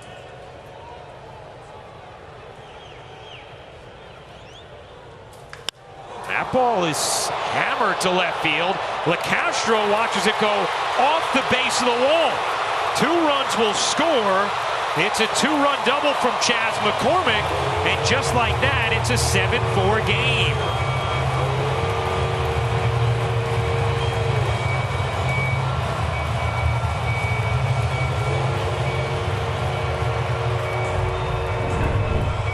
Kind of a hanging, breaking ball, and you just wonder, Chad Green, 26 pitches, not yesterday, but a day before.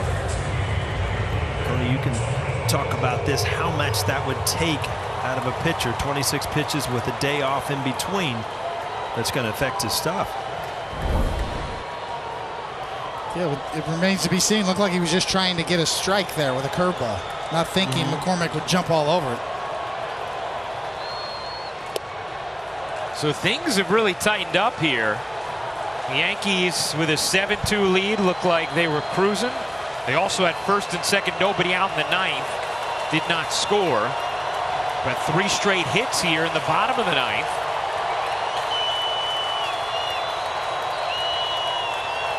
And on second, nobody out.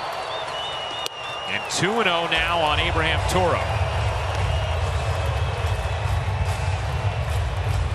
If you're Chad Green, you're really looking at trying to get 3 consecutive outs. You've got Toro, Garcia, and Maldonado before this lineup turns over to Altuve, Brantley, and Alvarez. You do not want to give those guys an opportunity to do something in this game. Yeah, it looks like Castro on deck to pinch hit as Toro wraps that foul. And based on what you're watching right now, does Aaron Boone get up Aroldis Chapman right now? We talked about Loaizaga not available. Would you have him ready for Brantley and Alvarez once this lineup turns over, if it does and gets to that spot? When you really get in trouble here, if it happens.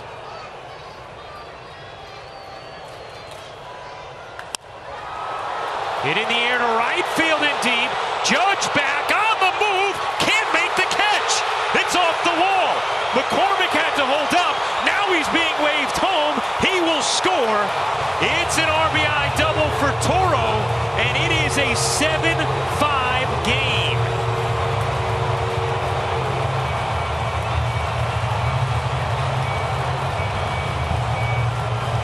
Well, all of a sudden the wheels are spinning. If you're Aaron Boone, you're just trying to get an out. Another fastball with a little cut action on it right into the barrel of the bat. Aaron Judge does everything he can just out of his reach. The Astros not going quietly. It's a tricked out outfield here in Houston. As you see, the nooks and crannies are hard to play outfield. Aaron Judge right there, you know, hard to gauge it out there, Paul, as you know, playing right field, and McCormick's got plenty of time to score. There's wire fences, there's tall walls in left field, and very difficult dimensions to maneuver for outfielders. Well, Lucas Litke, not Aroldis Chapman, warming in the Yankee pen. 3rd time he's been up today. And the Astros have already scored more runs here in this ninth than they had in the first 26 innings of this series combined. Castro will pinch hit for Garcia in the 8th spot. Runner on second, nobody out. Flicked into shallow center, a base hit. Holding on at third is Toro. And 5 straight hits for the Astros. The tying run is now on base.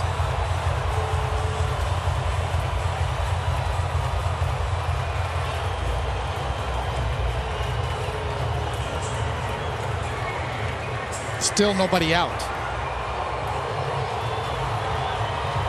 We got the tying run on first base right now, and again, you've got Maldonado at the plate. But on the on-deck circle, you've got Altuve and a lot of pop to follow. David, you talked about it, even with the 7 runs. A lot of missed opportunities to add more for the Yankee offense today with the 14 walks. First and third, nobody out. Strike 1 to Maldonado.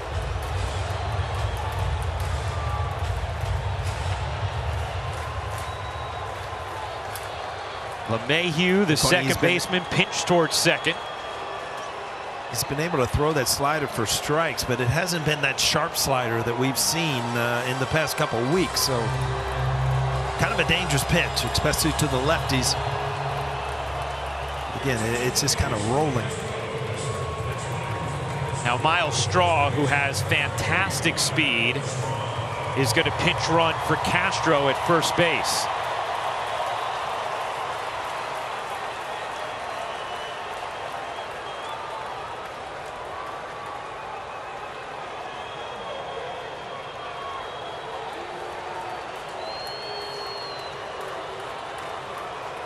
Astros hadn't had 5 hits in a game in this series. They have 5 hits here in this 9th inning.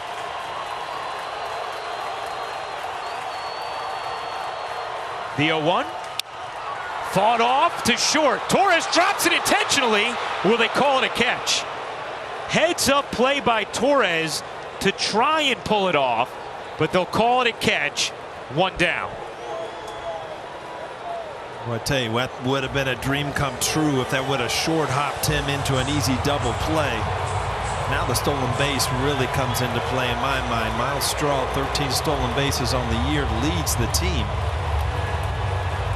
Talked about his speed, and you know, as an outfielder, you can play no doubles. You got to try to keep him from scoring on anything over your head.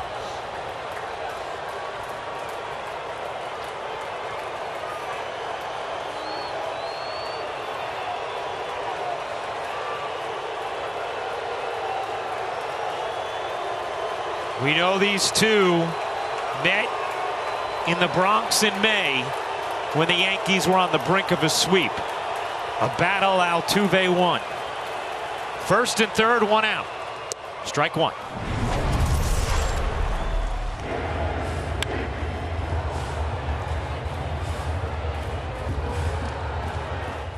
The Yankees were closing in on a sweep of the Astros, and Altuve's home run in the 8th turned his season around. He's 1 for 6 in his career against Chad Green. 1-1.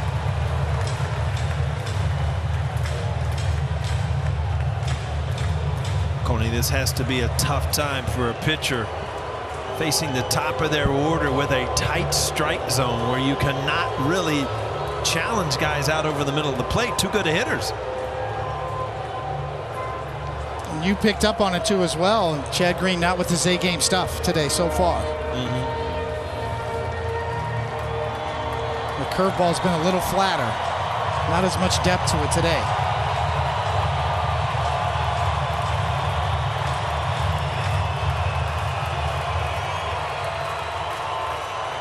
It looked like the Yankees were cruising to a sweep. Now it's nail-biting time. First and third, 1 out. Altuve up. The 1-1. Hit in the air to left field and deep. That ball is gone.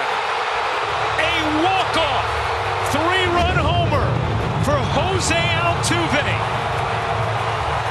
As the Astros get the last laugh this afternoon and thwart the Yankees' hopes of a sweep.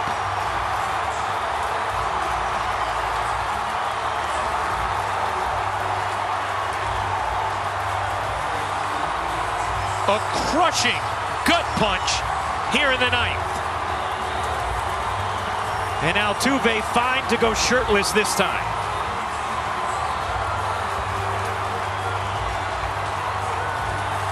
Unbelievably just shocking to see what just transpired in the last 10 minutes here in Houston. And it just, 1 minute you're saying, do the Yankees need an all-star break? They're playing too well. Well, after this loss, you need an all-star break.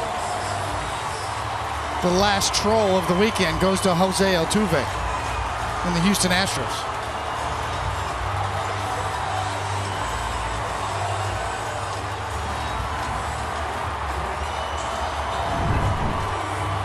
We talked about the curveball being flat today.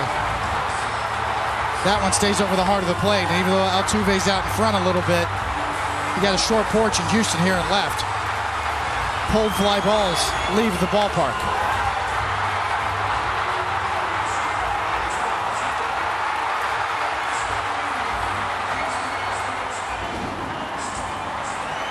And not having the ability to go to Aroldis Chapman certainly hurt this afternoon.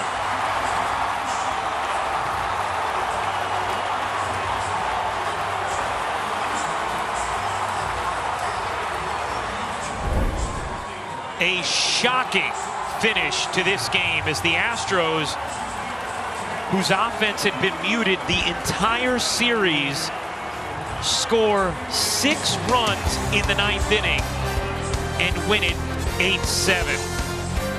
7-8-0 for the Yankees, 8-10-1 for the Astros, 3 hours and 38 minutes. Green takes the loss. Sanchez a 3-run homer, but the 3-run homer that will be remembered from this game, Jose Altuve's walk-off 3-run shot. That's going to do it from Houston, Texas. Special thanks to Troy Benjamin, John Wilson, Mike Webb, Jared Boschnak, Mr. John J. Filippelli, and for Pix 11, Steve Olbaum. Join us again Friday, July 23rd, as the Yankees take on the Red Sox from Fenway Park in Boston. First pitch will be shortly after 7 p.m. on Pix 11. The Yankees on the brink of a sweep suffer an absolutely crushing loss in Houston. Stay tuned for the Pix 11 news with Katie Tong. Once again, the final score, Houston 8 and the Yankees 7. For David Cohn, Paul O'Neill, and Chris Sheeran, I'm Ryan Rucco. Have a good one, everybody. So long.